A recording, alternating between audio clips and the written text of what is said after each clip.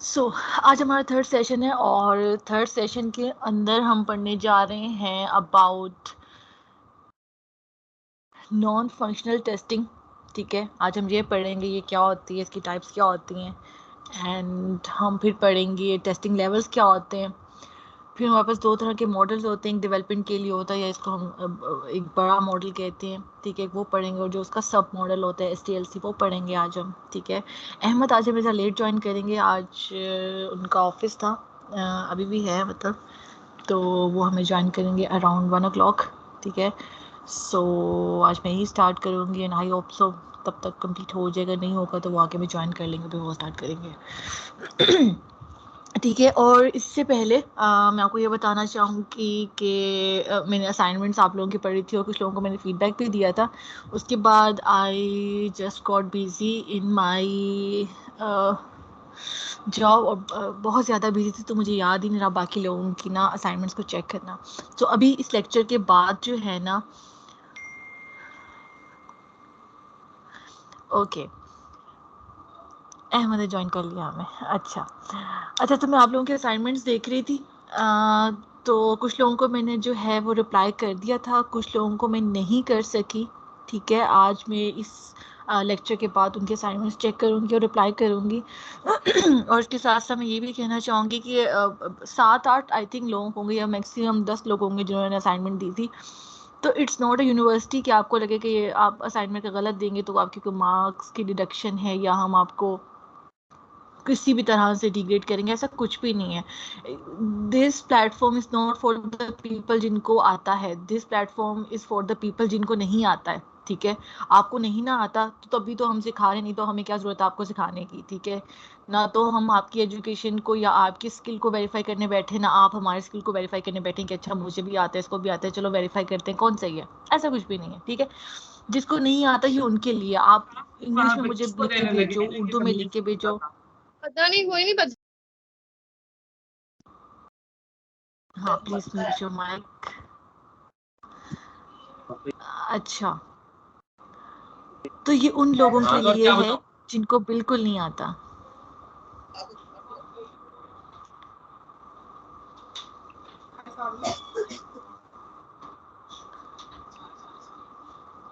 I think मैंने उसको mute कर दिया। ओके, खैर तो मैं ये बात कर रही थी, ये उन लोगों के लिए प्लेटफॉर्म है जिनको नहीं आता। आपने मुझे डॉक्यूमेंट पे भेजना है, आपने मुझे एक नोट पैड पे लिख के भेजना है और उसको पिक्चर लेके भेजनी है, लेकिन आप भेजें ज़रूर। ये आप लोगों के लिए ही हम कर रहे हैं, हम उनके लिए नहीं हरगिज़ कर रहे जिनको ऑलरेडी आता है। तो हमें तो उससे तो नहीं कोई होगा, वो तुमसे थोड़ी हेल्प जरूर ले लेंगे लेकिन वो already they have the knowledge. ये उन लोगों के लिए जिनको नहीं आता, और जब आप पहले जॉब पे जाएंगे तो आपके लिए आसानी होगी कि आपके लिए कुछ चीज़ नई नहीं होगी, आपके लिए प्रोफेशनल एनवायरनमेंट और काम करने का तरीका, मॉडल, प्रोसेस कुछ नया नहीं होगा। अदरवाइज आप लोगों को जब आपकी पहली जॉब होती है, बन के मैं अब सीनियर भी होगा, मैं किसी भी जगह पे भी जाऊंगी तो मुझे एटलीस्ट कुछ दिन लग जाते हैं उनके प्रोसेस को समझने में कि उनके काम करने का तरीका क्या है, कौन से टूल्स हैं, कैसे वो काम करते हैं, उनके टेम्पलेट्स वगैरह, उनके कम्युनिकेशन के तरीके क्या हैं, बड़ा टाइम लग जाता है। तो इस तरह की चीज़ें आप पहले सीख लेंगे तो कोई आपके लिए अच्छी बात है। ठीक है, तो जिन लोगों ने असाइनमेंट नहीं दी, नहीं भी आपको आती उर्दू में लिखनी, उर्दू में लिख के भेजें, एक लाइन की लिख के भेजें। मुझसे किसी ने उसमें और भी पूछा कि जितने पॉइंट्स उनको आते थे उन्होंने लिख दिए, जिनने नहीं आते थे उन्होंने कहा कि मुझे नहीं आया, मुझे समझा दें। तो मैंने ईमेल पे रिप्लाई भी किया कि आपने जो प्रोडक्ट की एग्जांपल ली है उसके अंदर क्या एग्जांपल होगी, क्या क्या पॉइंट्स होंगे उसके। तो आप प्लीज़ प्लीज़ प्लीज़ असाइनमेंट्स दें, ये आपके लिए बड़ा हेल्पफुल है और इसको आपको फीडबैक भी मिलता है। ठीक है, जो अभी वाली असाइनमेंट भी है ये भी आपने देनी है, और जिन्होंने पहली दो नहीं दी हैं प्लीज़ मेक श्योर करें वो करें। ठीक है, इसके बाद इट्स एन अपॉर्चुनिटी, टाइम निकल गया तो फिर तो शायद कोई आपको कहेगा ही नहीं है। आप कितने लोगों को लिंक्डइन में अप्रोच करेंगे, वो कहेंगे कि ये मैंने बनाया, प्लीज़ वेरीफाई कर दो ये ठीक है कि नहीं है। ठीक है, तो इट इज़ अ प्लेटफॉर्म जो आपको कह रहे हैं कि आप चीज़ बनाएं, हम वेरीफाई कर रहे हैं, अदरवाइज कोई भी नहीं करता। ठीक है, अभी कोई मेरे पास रिसोर्स से पिछले दिनों उन्होंने पता EMPG का टेस्ट दिया था, वो सारा मुझसे टेस्ट शेयर किया कि ये आया मुझे समझा दे, तो मैं इसको समझा दी कि ऐसे ऐसे ऐसे करना है। मैंने कहा बना लो, बनाने के बाद मुझे वेरीफाई करवा देना कि ठीक है कि नहीं है। ठीक है, तो बहुत कम लोग होते हैं ऐसे हेल्प करते, कोई भी नहीं करता। मैं भी उस टाइम ऑफिस में बैठी थी, मैं भी इतना नहीं पढ़ सकी, तो मैंने कहा तुम पहले बनाओ, बनाने के बाद मुझे देना तो मैं वेरीफाई कर दूंगी। ठीक है, तो ये आप लोगों के पास एक अपॉर्चुनिटी है कि आप काम करें, हम वेरीफाई करेंगे, अदरवाइज कोई नहीं करता वेरीफाई ऐसे। ठीक है, ओके, मूव करते हैं लेक्चर के ऊपर। ठीक है, दिस आर थर्ड सेशन, ठीक है, इस पर हमारे 5 रह गए हैं, we have total 8 section. Okay, last time जो हमने पढ़ा था that was the functional testing, और हम फंक्शनल टेस्टिंग की बात कर रहे थे कि फंक्शनल टेस्टिंग क्या होती है। हम बात करते हैं फंक्शनल टेस्टिंग वो होती है, वो फीचर्स होते हैं जिसकी लिए हमने एक ऐप जो है बनाई है। ऐप का मकसद है कॉलिंग करना, और तो कॉलिंग करना ही उसका फीचर है, ठीक है, ये उसकी फंक्शनल टेस्टिंग है। एक ऐप बनाई है, कॉल करेगी और वो कॉल ही नहीं कर रही, तो उसका तो फंक्शनल रिक्वायरमेंट ही मीट नहीं हो रही, जिस पर्पस के लिए उसको बनाया गया वो फिलफिल ही नहीं कर रही, तो this is your functional requirement, ठीक है, कि जिस मकसद के लिए ऐप को बनाया जाता है ना, वो उसकी फंक्शनल रिक्वायरमेंट्स होती हैं, ठीक है। उसके ऊपर बाद में हम आ जाते हैं कि नॉन फंक्शनल क्या होती हैं। नॉन फंक्शनल रिक्वायरमेंट्स वो होती हैं जो हमें रिक्वायरमेंट डॉक्यूमेंट के अंदर ना लिखी नहीं होती कि यू नो कि मुझे चीज़ ये एक्सपेक्ट चाहिए होते हैं। एक मिनट, जस्ट एक मिनट में चार्जर लगा लूँ।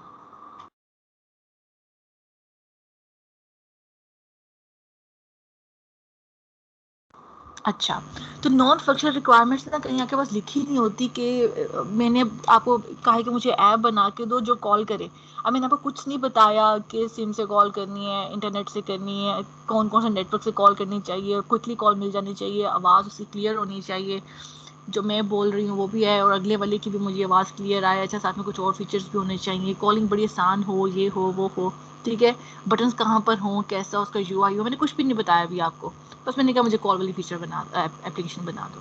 तो इस तरह के जो एक्सपेक्ट्स होते हैं जिनको हम डायरेक्टली फंक्शनली लिंक नहीं कर पाते या बता नहीं पाते, वो सब चीज़ें हमारी नॉन फंक्शनल के अंदर आ जाती हैं। एक जो बहुत बड़ा डिफरेंस जिसको आप बहुत क्लियरली अंडरस्टैंड कर सकोगे कि फंक्शनल और नॉन फंक्शनल क्या होता है, कि ठीक है, फंक्शनल रिक्वायरमेंट्स या फंक्शनल टेस्टिंग भी आगे वही होगी जिसमें आप कस्टमर की रिक्वायरमेंट्स के ऊपर फोकस करते हो। और एक अच्छा, दो चीज़ें होती है, एक होता है कस्टमर, एक होता है एंड यूज़र, ठीक है। कस्टमर में एक कंपनी हूँ, मैं सर्विस प्रोवाइड करती हूँ कि मेरा एक सॉफ्टवेयर हाउस है, मैं सर्विसेज प्रोवाइड करती हूँ। जो मेरे बायर्स होंगे, जो मेरे साथ काम करेंगे, जो मेरी सर्विसेज खरीदेंगे, डेफिनेटली वो मेरे कस्टमर्स हैं, ठीक है, मैं उनके लिए बना रही हूँ, मुझे कहता है मुझे ये एप्लीकेशन बना दो, तो वो मेरा कस्टमर है। अब उसने एक एप्लीकेशन बना ली है, अब उसके भी तो आगे से कस्टमर्स हैं, उन कस्टमर्स को हम कहते हैं एंड यूजर, जिसने यूज करनी है एप्लीकेशन, ठीक है। तो यहाँ पे हम बात कर रहे हैं कस्टमर और एंड यूजर की, ठीक है। आई होप आपको ये कॉन्सेप्ट समझ आ गया होगा, ठीक है। एक कस्टमर होता है, एक एंड यूजर होता है। कस्टमर होता है जो एप्लीकेशन बनाता है या बनवाता है किसी से, ठीक है, और उस एप्लीकेशन को जो यूज करते हैं वो हमारे एंड यूजर्स होते हैं, जैसे फेसबुक, व्हाट्सएप, लिंक्डइन, स्नैपचैट, इन सब के हम एंड यूजर्स, हम इनको यूज करते हैं, ठीक है। उन्होंने जिस कंपनी से बनवाई होगी वो उनके कस्टमर्स होंगे, ठीक है, उन्होंने खुद बनाई होगी, ठीक है।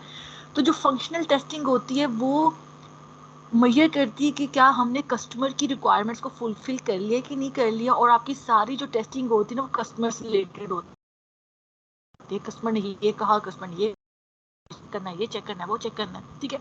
और जो कि नॉन फंक्शनल टेस्टिंग होती है ना, वो आप एंड यूजर को देख के करते हो। अब आप कहते हो मैंने मेरे सामने ये रिमोट पड़ा हुआ है, ये उसने कहा रिमोट होगा, ये एसी का, इसने उसने बटन डालने हैं, बस ये बंद करने का, स्विंग का, टर्बो का, हीट का, इस तरह के सारे बटन डाल दिए। अब मैं, उसने, कस्टमर ने कहा, उसने बना दिया, मैं इसका एंड यूजर हूँ। अब मुझे इसके बटन अच्छे नहीं लग रहे, बीच में जाके कहीं इसने पावर का बटन डाला है, स्विंग का बटन का नाम उसने स्वीप रखा हुआ है, ये ऐसा नाम होता मुझे अच्छा नहीं लग रहा, जो इसकी स्क्रीन है वो भी अजीब सी लग रही है और ये पकड़ने में भी मुझे अच्छा नहीं लग रहा, ठीक है, अजीब सा, ये बहुत कंफ्यूजिंग ये रिमोट है। इसके अलावा मैं कहूँगी जी वो फलानी कंपनी का रिमोट है, वो बड़ा अच्छा, बड़ा इजी टू अंडरस्टैंड है, कि मुझे समझ में नहीं आ रहा है, ठीक है। तो इस तरह की चीज़ें होती हैं।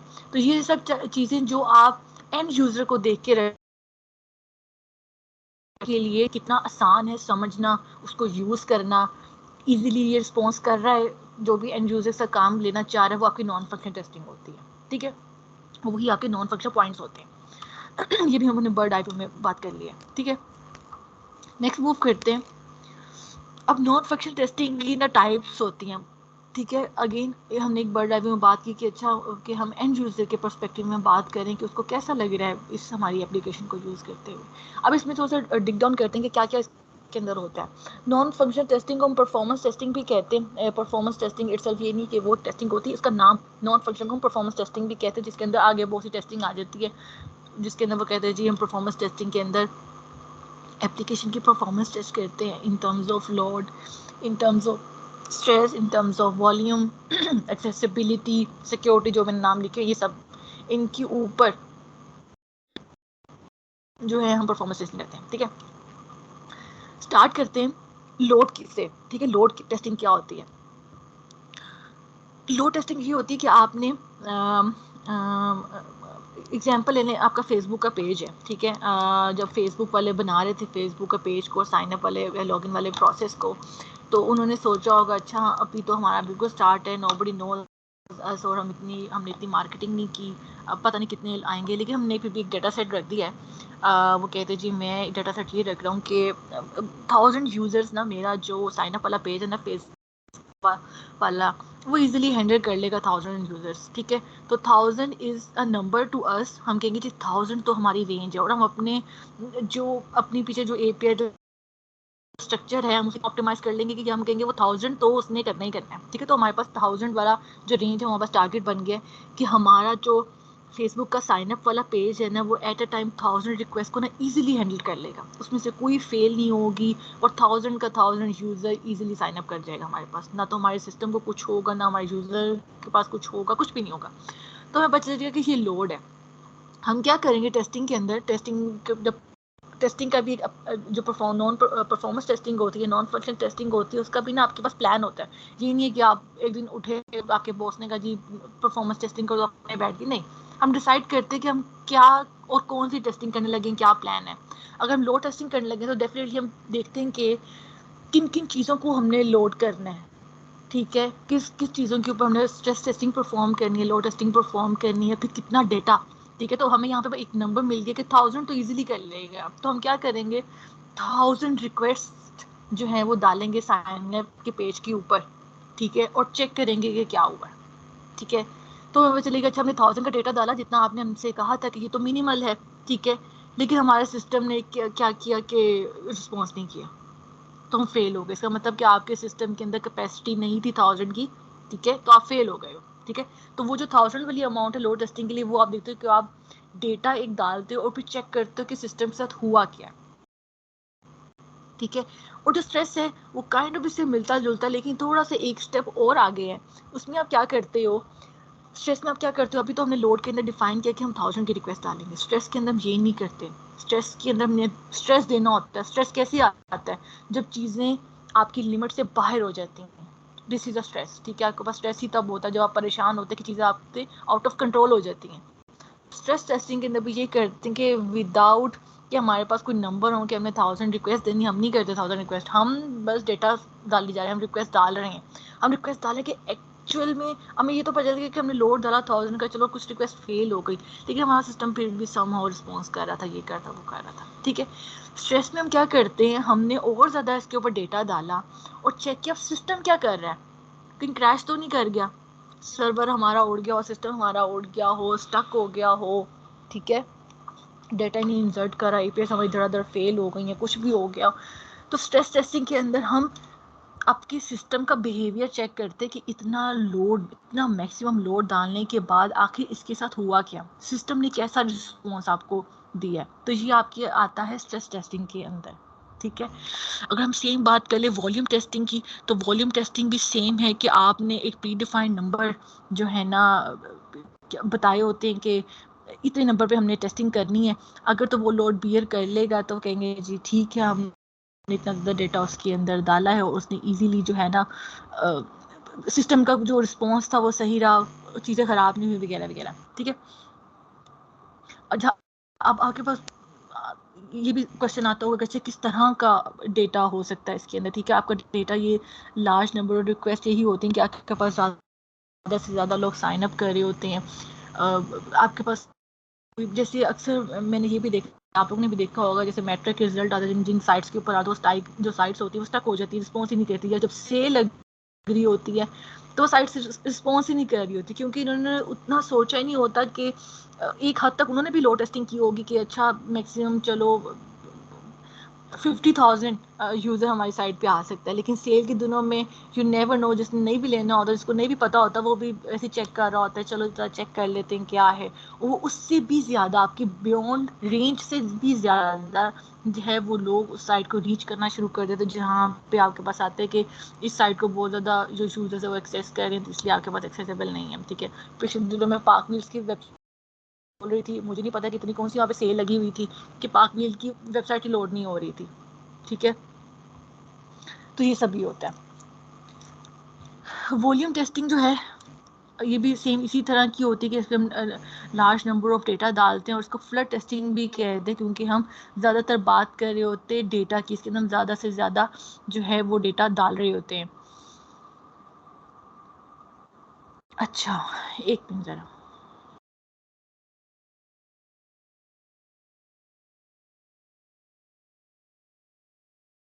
Okay fine. अच्छा, इसको हम दोबारा एक और भी एग्जांपल्स के साथ देखेंगे बाद में। ठीक है, अब नेक्स्ट आते हैं यूजेबिलिटी टेस्टिंग के ऊपर। यूजेबिलिटी क्या होती है, जैसे कि आपको नाम से पता चल रहा है कि यूजेबिलिटी टेस्टिंग क्या होती है। ठीक है, यूजेबिलिटी टेस्टिंग में आप क्या करते हो, आपके पास एक एप्लीकेशन आ गई है। ठीक है, आप ये चेक करते हैं कि how easy it is to use the application. ठीक है, आप कोई भी एप्लीकेशन अपने दिमाग में इस टाइम सोच लें जो आपको लगेगा या बड़ी मुश्किल थी यूज़ करना। ठीक है, तो वो कैसी थी कि आपके लिए बटन्स को अंडरस्टैंड करना, उसके फ्लो को अंडरस्टैंड करना ईजी था कि नहीं था। ठीक है, तो it comes in the usability. और ये टेस्टिंग जितनी भी हम बात कर रहे हैं या आपने सारी सोचनी है in terms of end users. ठीक है, बीइंग एन एंड यूज़र, जैसे मैंने बात की अभी ई कॉमर्स साइट की कि वहाँ पे सेल लगी हुई थी। ठीक है, तो आपके लिए तो बैड रिस्पॉन्स, आपके लिए तो आपको वो अच्छी नहीं लगी। मैं चीज़ बाय करना चाह रही हूँ। ठीक है, और सफ़ायर की एग्जांपल ले लें, इट्स अ ह्यूज ब्रांड। ठीक है, मैं चीज़ परचेज़ करना चाह रही हूँ, उनकी वेबसाइट लोड ही नहीं कर रही, तो मैं बीइंग एंड यूज़र इसको अच्छा नहीं समझ रही कि क्या बकवास है, मैं नहीं कर रही। अगर मैं फिजिकल स्टोर पे जाऊंगी तो वहाँ पे भी और रश होता है, तो इसलिए तो ऑनलाइन हम लोग प्लेटफॉर्म यूज़ करते हैं कि अच्छा वहाँ की हसल से बच जाए, ऑनलाइन यूज़ करें। अगर ऑनलाइन प्लेटफॉर्म्स ही आपको इतनी आसानी ना दें, सहूलत ना दें, तो क्या फ़ायदा। ठीक है, आपकी तो बेकार होगी ना, अभी मैं तो कर ही नहीं रहा। तो क्या हुआ उनके लिए, उनका एक एंड यूज़र जो एक कस्टमर बनना चाह रहा था वो ख़त्म हो गया। और यही अगर उन्होंने अच्छी वाली लोड और स्ट्रेस टेस्टिंग की होती तो मे बी ये ना होता। ठीक है, ओके, यूजेबिलिटी के ऊपर आते हैं। ठीक है, यूजेबिलिटी आपके पास बहुत सी ऐसी एप्लीकेशंस होती हैं जो आप जिनको आप यूज़ करते हैं। ठीक है, हम सब ने फेसबुक यूज़ करते हैं, हम लोग व्हाट्सएप यूज़ करते हैं, लिंक्डइन यूज़ करते हैं, और आई एम डैम श्योर 90% लोगों के ने या 99% लोगों ने कभी आज तक की डॉक्यूमेंटेशन नहीं पढ़ी होगी कि हाउ टू यूज़ फेसबुक। ठीक है, या how to use WhatsApp, how to use LinkedIn, हमें किसी ने नहीं पढ़ी। ठीक है, हम सब ने क्या किया है, हम लोगों ने एप्लीकेशन डाउनलोड की, डाउनलोड कर उसके पेज पे गए, हमने कहा, उसने कहा क्रिएट एन अकाउंट, आपके पास ऑलरेडी है तो लॉगिन कर ले, नहीं है, हमने कहा हाँ नहीं है हमारे पास, हमने क्रिएट एन अकाउंट किया, ईमेल डाला, पासवर्ड डाला, नेम शेम डाला, और हम साइन अप किया, मेन पेज पर आ गए। तो how easy it was to use the application. तो ये सारी आपकी यूजेबिलिटी में आती हैं। अगर कोई एक ऐसी एप्लीकेशन हो आपने डाउनलोड करी हो, आपको पता ही नहीं चल रहा कि यू नो क्रिएट अकाउंट कैसे करना है, और करना किसके साथ है, नंबर से करना है, ईमेल से करना है, नेक्स्ट स्टेप क्या होगा, और अगर वो कह रहे जी OTP आपको आएगा, आप OTP के इंतजार में बैठे रहे हो, OTP नहीं आ रहा, जिनका सर्वर डाउन है जिसपे OTPs वगैरह आने थे, आप तो गए। ठीक है, तो यूजेबिलिटी बड़ी मैटर करती है, और ये सारी एग्जांपल आप खुद अपने ज़हन में बिठा सकते हैं या देख सकते हैं, इनको रेफर कर सकते हैं, कितनी ही एप्लीकेशन आप यूज़ करते हैं जो आपने विदाउट एनी डॉक्यूमेंटेशन खुद ब खुद यूज़ कर ली। और अगर हम रियल लाइफ में एग्जांपल्स में हम और भी देखें, अगर अपनी IT कंपनीज में हम देखें, जब भी हम अपना सॉफ्टवेयर बनाते हैं तो बीइंग अ QA, हम क्या उसे कहते हैं, बीइंग अ क्यूए हम सिर्फ टेस्ट केसेस नहीं बनाते, कहीं कहीं पे वो आपको ये भी कहते हैं कि बीइंग अ क्यूए आप लोगों को बहुत ज़्यादा नॉलेज है प्रोडक्ट के बारे में, तो please create a user guide. ठीक है, यूज़र गाइड के बारे में हम बात करेंगे, किस तरह बनाते हैं, क्यों बनाते हैं। एक एग्जाम छोटा सा भी इसका डेमो कर लेते हैं। यूज़र गाइड जो होती है कि how to use the application. ठीक है, आप उसमें क्या करते हैं, सारा प्रोसेस बताते हैं कि ये पहली स्क्रीन है, पहली स्क्रीन पर आप आएंगे। ठीक है, आप अपना अकाउंट क्रिएट करेंगे, फिर ये होगा, फिर ये होगा, फिर ये होगा, ऐसे नहीं करना, ऐसे करना, ये सब करना है। तो इस तरह की सारी चीज़ें होती हैं। Just give me a second. आपकी आवाज़ काफ़ी कट रही है। अच्छा, 1 मिनट।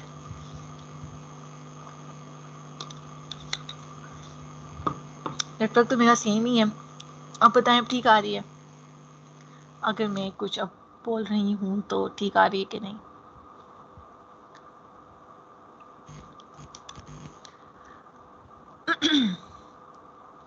Okay fine. बेहतर है, कुछ ठीक आ रही है। Okay thanks. अच्छा, हम बात करें यूजेबिलिटी की। अच्छा, तो हम लोग क्या करते हैं, हम लोग बनाते हैं यूज़र गाइड्स भी, ठीक है, to tell our end users. और इवन जब हम वो बीटा टेस्टिंग भी कर रहे होते हैं या अल्फा टेस्टिंग भी कर रहे होते हैं, तो उसमें बड़े काम आता है, ठीक है, कि इस एप्लीकेशन को यूज़ कैसे करना है। लेकिन लोग जो हैं वो थोड़े, जो हमारे पीयर्स होते हैं वो थोड़े कामचोर हो जाते हैं। वो कहते हैं हम नहीं पढ़ रही थी डॉक्यूमेंट, हमें वैसे ही बता दो कैसे यूज़ करना है, ठीक है, तो हम कर लेंगे। तो ठीक है एक तरह से, लेकिन हमें डॉक्यूमेंटेशन भी पढ़ना चाहिए है। उससे ये क्या होता है कि हमारा डॉक्यूमेंटेशन भी वैलिड हो जाता है और पता चलता है कि अगर एंड यूज़र को हम रिलीज़ करेंगे ये, तो वो इजीली इसको पढ़ लेगा। अगर कोई ऐसा है जो इतना शार्प नहीं है, जैसे हमारे पेरेंट्स होते हैं, वो आईटी से इतना लिंक नहीं करते, ठीक है, उनके लिए चीज़ें चलाना अभी बड़ा मुश्किल है। आप सबके पेरेंट्स के लिए बड़ा मुश्किल होता है, मेरे पेरेंट्स के बड़ा मुश्किल होता है। बेशक वो पढ़े लिखे हैं, लेकिन उन्होंने कभी से इतना यूज़ नहीं किया, वो इतना रिस्क नहीं लेते कि ऐसे कर लूँ ऐसे। हम तो है ना, टक टक टक सब कुछ यूज़ कर लेते हैं, वो नहीं लेते इतना रिस्क, ठीक है। तो वो जितनी उनको चीज़ बताई जाती है वो उतना ही देख रहे होते हैं। तो वो इतनी आसान उस डॉक्यूमेंटेशन को कर दो कि ले मैन भी ना उसको इजीली बगैर किसी मदद के कर सके। तो ये सारा आपको यूजेबिलिटी के अंदर आता है, ठीक है। कितना इजी है चीज़ों को यूज़ करना, ये एंड यूज़र्स के लिए। हमने फंक्शनल रिक्वायरमेंट्स तो मीट कर लिया, बात आती है कि इसको यूजेबिलिटी कैसी है। और अपने कस्टमर को भी बता सकते कि आपने जो डिज़ाइन दिया था, इसमें बटन था ऊपर जाके, ठीक है। फर्स्ट को मैंने सारा फॉर्म फिल किया, स्क्रॉल करते करते नीचे आ गई, और जो मेरा सेव का बटन है वो ऊपर है। अब आप यूजेबिलिटी के टर्म से देखो कि कितना बकवास है। मैंने सारा फॉर्म करते करते करते नीचे आ गई, मुझे स्क्रॉल अप करना पड़ रहा है सिर्फ सेव के बटन पे क्लिक करने के लिए। तो यूजेबिलिटी टर्म में आप ये कह सकते हो कि ऐसा नहीं होना चाहिए। अगर ये कहीं मिस हो गया आपसे डिज़ाइनिंग के अंदर, फर्स्ट को हो जाता है, नहीं तो डिज़ाइनर्स ही इन चीज़ों को कैटर कर लेते हैं। तो आप ये कह सकते हो कि नहीं, क्योंकि मैं फ्लो में ऊपर से नीचे की तरफ आ रहा हूँ, तो जो मेरा सेव और कैंसिल बटन है वो नीचे ही होना चाहिए, ठीक है। और अगर मैंने प्रोसीड करना है नेक्स्ट स्क्रीन के ऊपर, तो वो राइट की तरफ होना चाहिए। और अगर मैंने बैक जाना है तो लेफ्ट की तरफ होना चाहिए। कुछ ऐसे हमारे जैसे में आदत है ऐसे स्टैंडर्ड्स को देखने की, कि जो बैक है वो हमेशा लेफ्ट की तरफ लेके जाता है, और जो राइट की तरफ होगा तो मतलब है कि हम नेक्स्ट को प्रोसीड कर रहे हैं, ठीक है। तो इस तरह की चीज़ें आप बताते हैं। Okay, just a minute.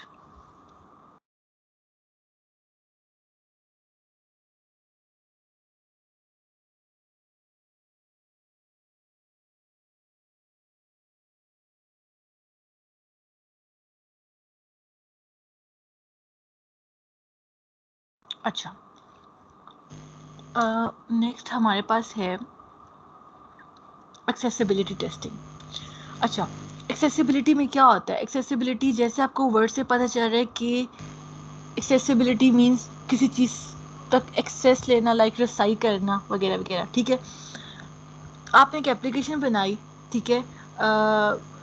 Mostly जो एप्लीकेशंस हैं ये इस तरह की हैं कि we can easily use them because we have like eyes, हम देख के ही एप्लीकेशन को यूज़ कर रहे होते हैं, ठीक है। तो हम इजीली यूज़ कर रहे होते हैं। एक्सेसिबिलिटी में हम उन चीज़ों को मेजर करते हैं कि अगर ये हमने एप्लीकेशन बनाई है, कितने लोग, किस तरह के लोग इसको एक्सेस कर सकते हैं। For example, if I am colour blind, ठीक है, तो मेरे लिए वो एप्लीकेशन कैसी होगी? मुझे फ़र्क दिख रहा होगा कलर्स के अंदर या नहीं दिख रहा होगा, ठीक है। अगर अगर कोई ऐसी एप्लीकेशन है जैसे कोई सॉन्ग्स वाली, कंटेंट वाली, मीडिया वाली हो गई, जस्ट लाइक यूट्यूब और समथिंग, और अगर मेरी हेयरिंग डिसेबिलिटी है, can I use this application? Of course not, ठीक है। तो इस तरह से हम ये देखते हैं कि हम किस टारगेट ऑडियंस के लिए ये जो है क्या उसे कहते हैं एप्लीकेशन बना रहे हैं, और वो किस तरह से इसको यूज़ कर सकता है, ठीक है। अगर कोई बच्चों के लिए एप्लीकेशन है, ठीक है, वो कैसी होगी, उसमें आपने इतने एक्सपेंसिव इंग्लिश के वर्ड ना यूज़ किए क्योंकि उसको समझ ना आ रही हो। आपने देखो बच्चों की एप्लीकेशन बड़ी आसान होती हैं, कलरफुल होती हैं, ठीक है। तो हम ये चीज़ें भी इसके अंदर नोट कर रहे होते हैं कि हम किस टारगेट ऑडियंस के लिए ये एप्लीकेशन बना रहे हैं, और ये उसके लिए अगेन इजी टू यूज़ है भी कि नहीं, वो यूज़ भी कर पा रहा है कि नहीं कर पा रहा, ठीक है। अगर कोई ब्लाइंड है, क्या हमारी एप्लीकेशन के अंदर ऐसी फैसिलिटी है कि हमारे पास जो स्पीच कर रहा हो, कि अपने जैसे फ़ोन्स के अंदर ये एक ऑप्शन होती है कि आप स्पीच टू टेक्स्ट होता है, या बल्कि जो भी आप एक्शन परफॉर्म करते हैं वो स्पीक कर रहा होता है कि आप ये कर रही हैं, वो कर रही हैं, वो कर रहे हैं, ठीक है। हम इस तरह की चीज़ें भी इसके अंदर देख रहे होते हैं। दिस टाइप ऑफ टेस्टिंग ये बहुत जिसे कहते हैं कि बहुत कम यूज़ होती है, ठीक है, but again it's a type. अच्छा, बस हम मेक श्योर करते हैं कि जिस एंड यूज़र के लिए बना रहे हैं वो इसको इजीली यूज़ कर सके। अगर हमारी एप्लीकेशन डिसेबल लोगों के लिए, चाहे वो किसी तरह से पार्शियल डिसेबल हो, आई साइट से हो, हेयरिंग डिसेबिलिटी हो, या कुछ और हो, तो वो इजीली इसको यूज़ कर सकें, ठीक है। तो ये उन लोगों के लिए होती है। अच्छा, नेक्स्ट हमारे पास सिक्योरिटी टेस्टिंग आती है। सिक्योरिटी टेस्टिंग इट्सेल्फ एक बहुत बड़ी डोमेन है, ठीक है। तो ये आपकी मैनुअल टेस्टिंग के अंदर इतनी हम पढ़ने की हद तक आती है, हमें थोड़ा बहुत पता होना चाहिए, but it's a complete different domain, ठीक है।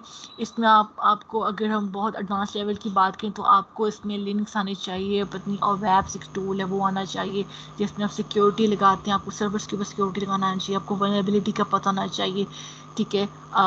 इसमें एक छोटी सी एग्जांपल हम ये ले लेते हैं कि आपका जो एक एप्लीकेशन है, एक होती है ना क्लाउड बेस्ड होती है, और एक होती है कि आपके इंटरनल सर्वर के ऊपर एप्लीकेशन जो है वो डिप्लॉय की जाती है, ठीक है, और आप आईपी के थ्रू उनको एक्सेस करते हैं।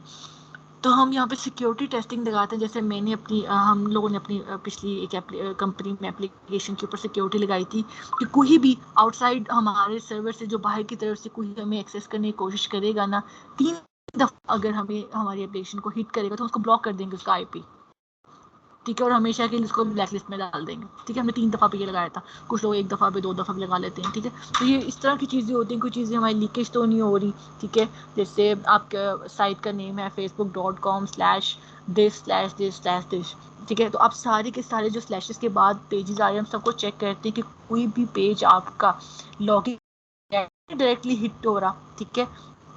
आपकी एप्लीकेशन है XYZ company slash dashboard slash complete profile something, तो आप सारा कुछ छोड़ के आप पहले लॉगिन पे आते हो, फिर तीसरी जगह पे जाते हो लॉगिन प्रोफाइल। आप ये कर तो नहीं चेक करते कि लॉगिन किए बगैर ही मैं कंप्लीट प्रोफाइल का यूआरएल ऊपर हिट करूँ और मैं अंदर तो नहीं जा रहा, ठीक है। तो इस तरह की चीज़ें आप चेक कर रहे होते हैं, और ये आप चेकिंग लगाते हो डेटाबेस के ऊपर, ठीक है। आपकी डेटाबेस तो नहीं कोई एक्सेस कर पा रहा है, ठीक है, कोई वो लीक तो नहीं होगी। और फिर जब आप सर्विस प्रोवाइडर कंपनी होते हो, फिर आपके पास डिफरेंट एंड यूज़र्स का आपके पास डेटा होता है, और आपने ये सिक्योरिटी उनको देनी होती है कि आपके पास जो हमारे कस्टमर्स का डेटा है वो सेव रहेगा, ठीक है।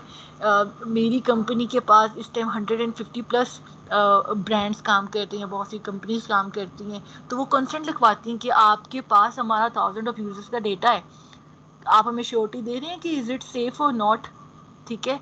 हमारे आपके पास हमारे कस्टमर्स के ईमेल्स हैं, मोबाइल नंबर्स हैं, क्या आप हमारे कस्टमर का डेटा सेल आउट तो नहीं कर देंगे कहीं पर, ठीक है।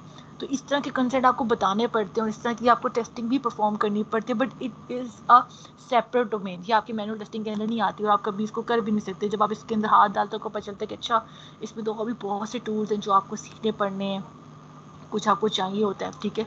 तो बेसिकली इसमें हम सिक्योरिटी टेस्टिंग करते हैं कि आपकी एप्लीकेशन कितनी सिक्योर है। आप अपनी लिंकिंग चेक कर सकते हैं, अपनी डेटाबेस चेक कर सकते हो। बेसिकली इसी टेस्टिंग के अंदर आपकी वो जो है हैकिंग वगैरह आती है, ठीक है। तो आप एक पढ़ने की हद तक इसको बस पढ़ने की क्या होती है, but it is a different domain, ठीक है। ये इसके लिए स्पेशल ही टेस्टर्स होते हैं, ठीक है।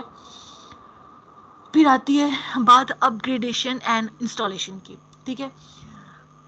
ओके, इंस्टॉलेशन आपको पता है, पहली आपने एप्लीकेशन यूज़ की पहली बार, ठीक है, तो डेफिनेटली वो आपकी इंस्टॉलेशन टेस्टिंग होगी। आप क्या करते हो, आप एप्पल स्टोर पे जाते हो, मैंने अपनी एप्लीकेशन लॉन्च की है, सॉरी एप्पल स्टोर पे, आप गूगल प्ले स्टोर पे जाते हो और आप वहाँ से एप्लीकेशन को डाउनलोड कर लेते हो, ठीक है। आपने डाउनलोड कर ली, और आपके लिए इजी डाउनलोड होगी, चाहे आपने वाईफाई से की, 3G से की, 4G से की, जिस मर्जी नेटवर्क से की, आपके पास इजीली डाउनलोड हो गई। ओके, पहला टेस्ट पास हो गया, आपकी इंस्टॉलेशन टेस्टिंग हो गई। इंस्टॉल करने के बाद आपने अंदर आए मज़ीद और आपने देखा जी अच्छा मुझे अकाउंट चाहिए क्योंकि मैं पहला दफ़ा यूज़र बन रहा हूँ। आपने पहली दफ़ा अकाउंट भी बना लिया, आपको सारी UI भी ठीक लगी, आपके पास चाहे 6 इंच फ़ोन हो या 5 इंच फ़ोन हो, डजेंट मैटर, आपको सब कुछ ठीक लग रहा है, ठीक है। आपने इंस्टॉल भी कर लिया और उसके बाद आपने ये भी देख लिया कि एवरीथिंग इज़ फाइन, ठीक है। आपने अपना अकाउंट बनाया और let's example take the Facebook, ठीक है।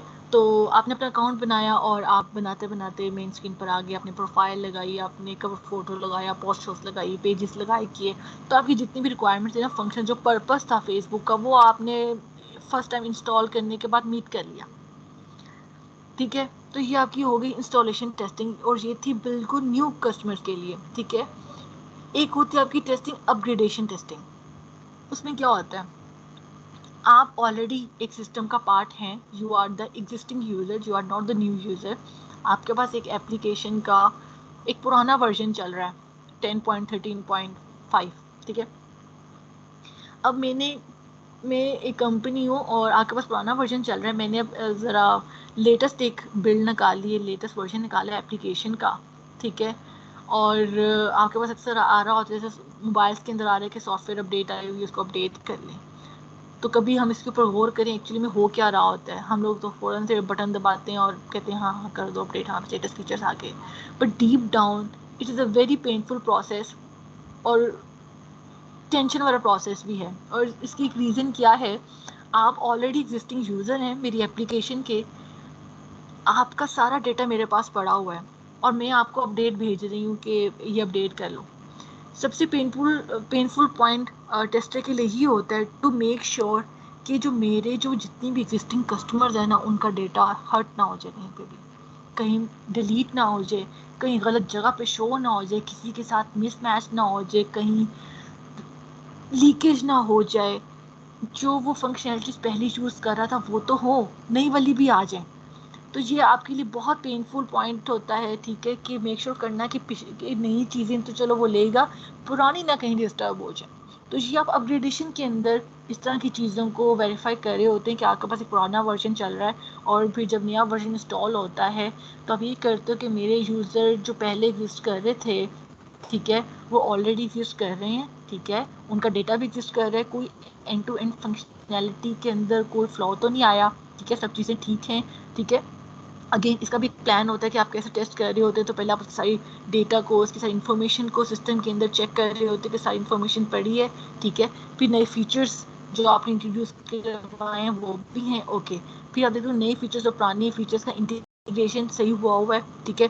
पहले लाइक उसने पहले आपके पास एप्लीकेशन थी, आप करते थे नंबर से लॉगिन, ठीक है, अब मैंने नया वर्जन निकाला, मैंने कहा आप ईमेल से भी लॉगिन कर सकते हो।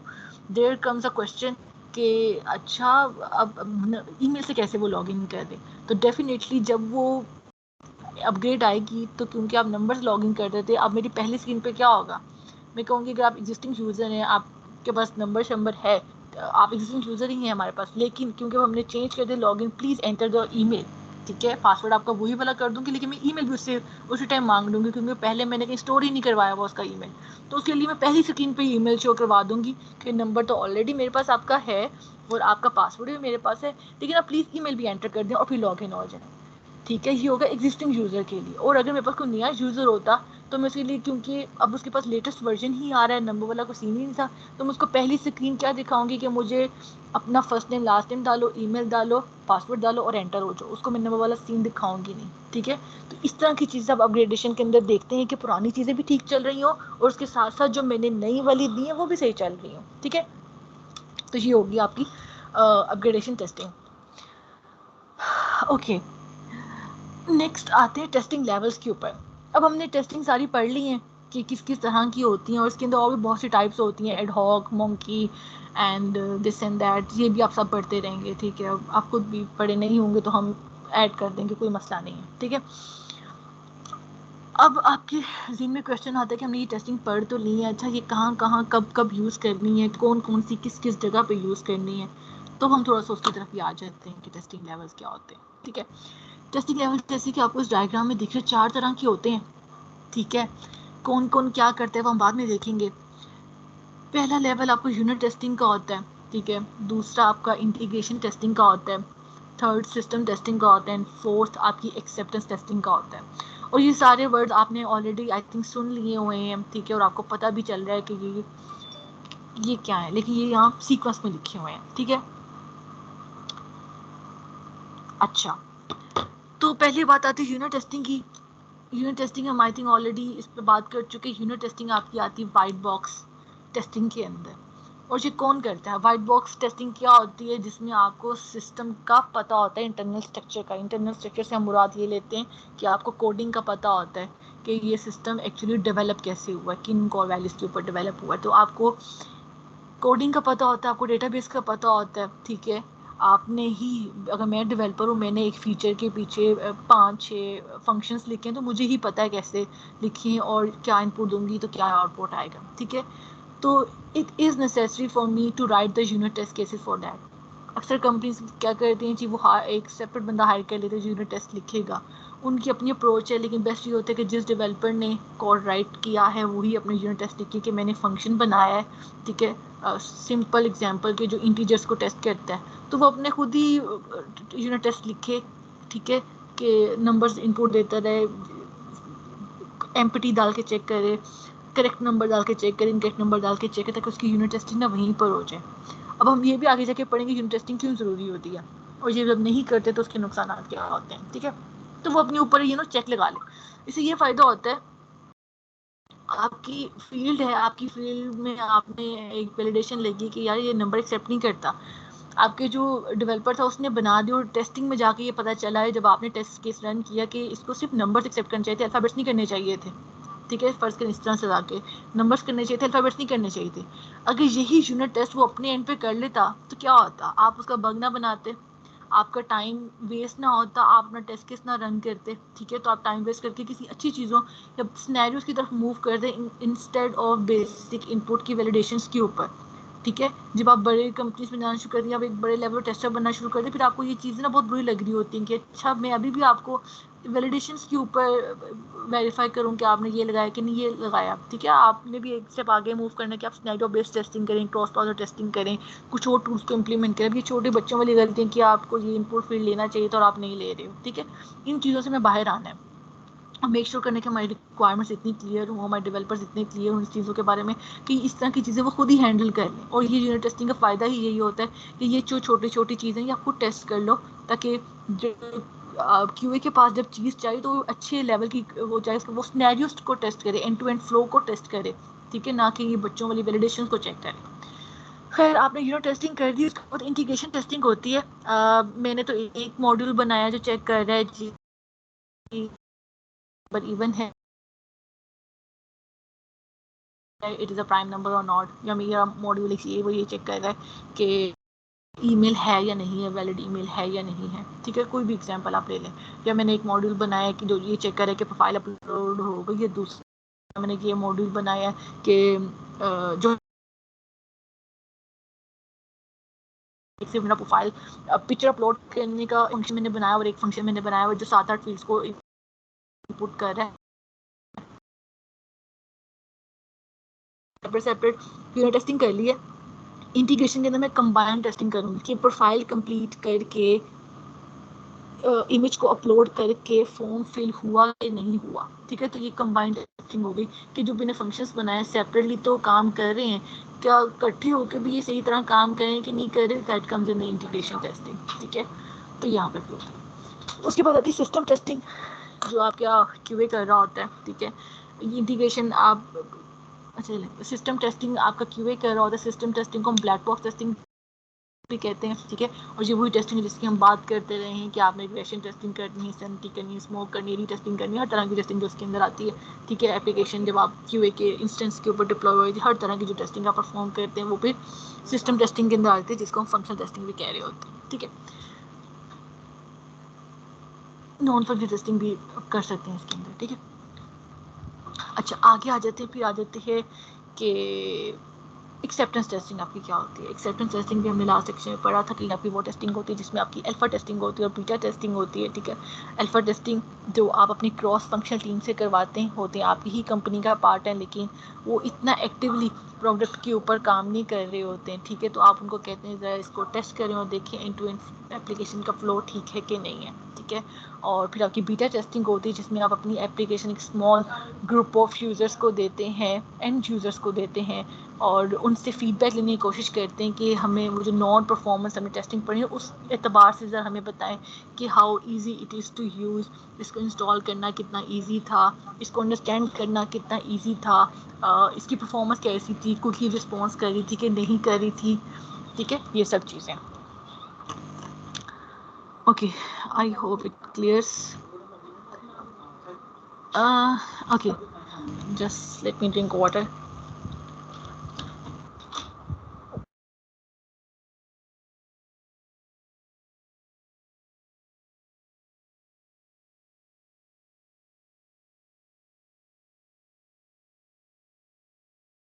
अच्छा, ओके, अब हम आते हैं एक मॉडल के ऊपर, ठीक है। अब इस मॉडल की शुरुआत कैसे हुई, शुरू से बात करते हैं कि हम एग्जांपल लेते हैं। हमारी एक आईटी कंपनी है, ठीक है। तो हमने एक प्रोडक्ट बनाना है, ठीक है। मैंने डेवलपर्स हायर कर लिए, मैंने क्यूए हायर कर लिए, मैंने डिज़ाइनर्स हायर कर लिए, मैंने बिजनेस टीम हायर कर ली, सब कुछ मैंने हायर कर लिया। काम स्टार्ट कैसे करना है आई डोंट नो, ठीक है। तो वो इन चीज़ों को हेल्प करता है हमारा SDLC मॉडल। क्या मेथडोलॉजी फॉलो कर रहे हैं? देखो, हर काम करने का मैंने जैसे पहले कहा था एक तरीका होता है। आप ये नहीं कह सकते डेवलपर आगे चलो चलो कोडिंग करना शुरू कर दो। क्या करना है उसने कोडिंग करके? बनाना क्या है? आपने डिसाइड कर लिया कि क्या बनाना है, क्या आपने डिज़ाइन बना ली क्या बनाना है, ठीक है। तो ये सब चीज़ें हम बातों में तो करते हैं, तो वाई नॉट हम एक प्रोसेस के थ्रू इसको करना शुरू कर दें, ठीक है। तो हम उस प्रोसेस में चीज़ों को करने के लिए एक मेथडोलॉजी को फॉलो करते हैं विच इज़ SDLC, जिसको सॉफ्टवेयर डेवलपमेंट लाइफ साइकिल कहते हैं। लाइफ साइकिल से आपको समझ आ रहा होगा कि ये फ्रॉम स्टार्ट टू एंड होगा, ठीक है। ये आपको पता है कि शुरू से प्रोडक्ट बनता कैसे और एंड तक यू नो डिप्लॉय कैसे होगा कस्टमर के एंड तक, सारा कुछ इस समझ में बताते हैं। तो ज़रा मेन हम इसकी चीज़ें पढ़ लेते हैं कि इसमें होती क्या है, ठीक है। और ये बिल्कुल आपने रिलेट करते रहना है एग्जाम्पल के साथ। सबसे वो पहले कह रहे हैं कि रिक्वायरमेंट कलेक्शन होती है। जैसे मेरी कंपनी, मैंने कहा जी एक एप्लीकेशन बनाते हैं, एक राइडिंग एप्लीकेशन बनाते हैं, ठीक है। तो किसी ने मुझसे नहीं पूछा कि अच्छा रिक्वायरमेंट्स क्या है, बनाना क्या है, एक राइडिंग एप्लीकेशन किस चीज़ की ride, we already have Careem, we already have Uber, inDrive, क्या स्पेशल होगा इसके अंदर? समझो मेरे पास एक स्पेशल एक एलिमेंट है, मैंने कहा हाँ इस पर बनाना है मैंने, ठीक है। तो पहले तो हमने रिक्वायरमेंट्स गेट कर ली सारी कि हमने बनाना क्या है, और उन रिक्वायरमेंट्स को सिर्फ हमने गेट ऐसे नहीं किया कि हमने बातों बातों में किया, हमने बाकायदा उसको डॉक्यूमेंट किया, ठीक है। जिसको हम SRS कह रहे होते हैं या FS कह रहे होते हैं, कि हमने डॉक्यूमेंट में लिख लिया कि ये मेरी एप्लीकेशन है, इसके ना ये फीचर्स होने चाहिए, जैसे फर्स्ट करके करीम और उबर की तरह ही है, ठीक है। एक ड्राइवर्स वाली एप्लीकेशन होगी, एक एंड यूज़र वाली एप्लीकेशन होगी। ड्राइवर आएगा, अपने आप को रजिस्टर करवाएगा, अपनी गाड़ी रजिस्टर करवाएगा, उसके पास लाइसेंस होना चाहिए, उसको एक्सपीरियंस होना चाहिए, वगैरह वगैरह, इस तरह की चीज़ें होगी। उसका पेमेंट हमने सारा कुछ डिस्कस कर लिया। और एक एंड यूज़र एप्लीकेशन होगी, ओके, वो अपने एरिया को उसको मेरी लोकेशन हम उसको गेट करेंगे किस एरिया में है, और फिर हम ये देखेंगे उस एरिया में राइडर्स कितने हैं, फिर उसके साथ उसको लिंक करवा देंगे, वो राइड अपनी करेगा, डेस्टिनेशन डालेगा, फेयर को डिस्कस करेगा वगैरह और चल पड़ेगा। ये मेन जो एप्लीकेशन का फ्लो होता है वो होता है। तो हमने सारी रिक्वायरमेंट्स लिख ली, ठीक है। अब लिखने के बाद हम सेकंड स्टेप पे आ जाते हैं कि हम एनालाइज कर रहे हैं। अभी हमें लिख लिया, हम एनालाइज कर रहे हैं कि इनमें से कितनी चीज़ें फिजिबल हैं, फिजिबल इन टर्म्स ऑफ कितनी चीज़ें पॉसिबल हैं, कर सकते हैं। हम मज़ीद डिग डाउन कर रहे हैं चीज़ों को, हम कहेंगे अच्छा लोकेशन कैसे गेट करेगा, ओके।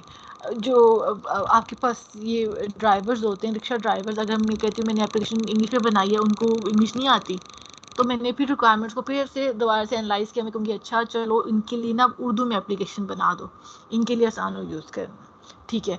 अब उर्दू में बटन्स के नेम कैसे रखने हैं, सबमिट को उर्दू में क्या कहते हैं, मुझे नहीं पता क्या कहते हैं सबमिट को, जमा कराना पता नहीं, आगे बढ़ो आई डोंट नो क्या कहते हैं।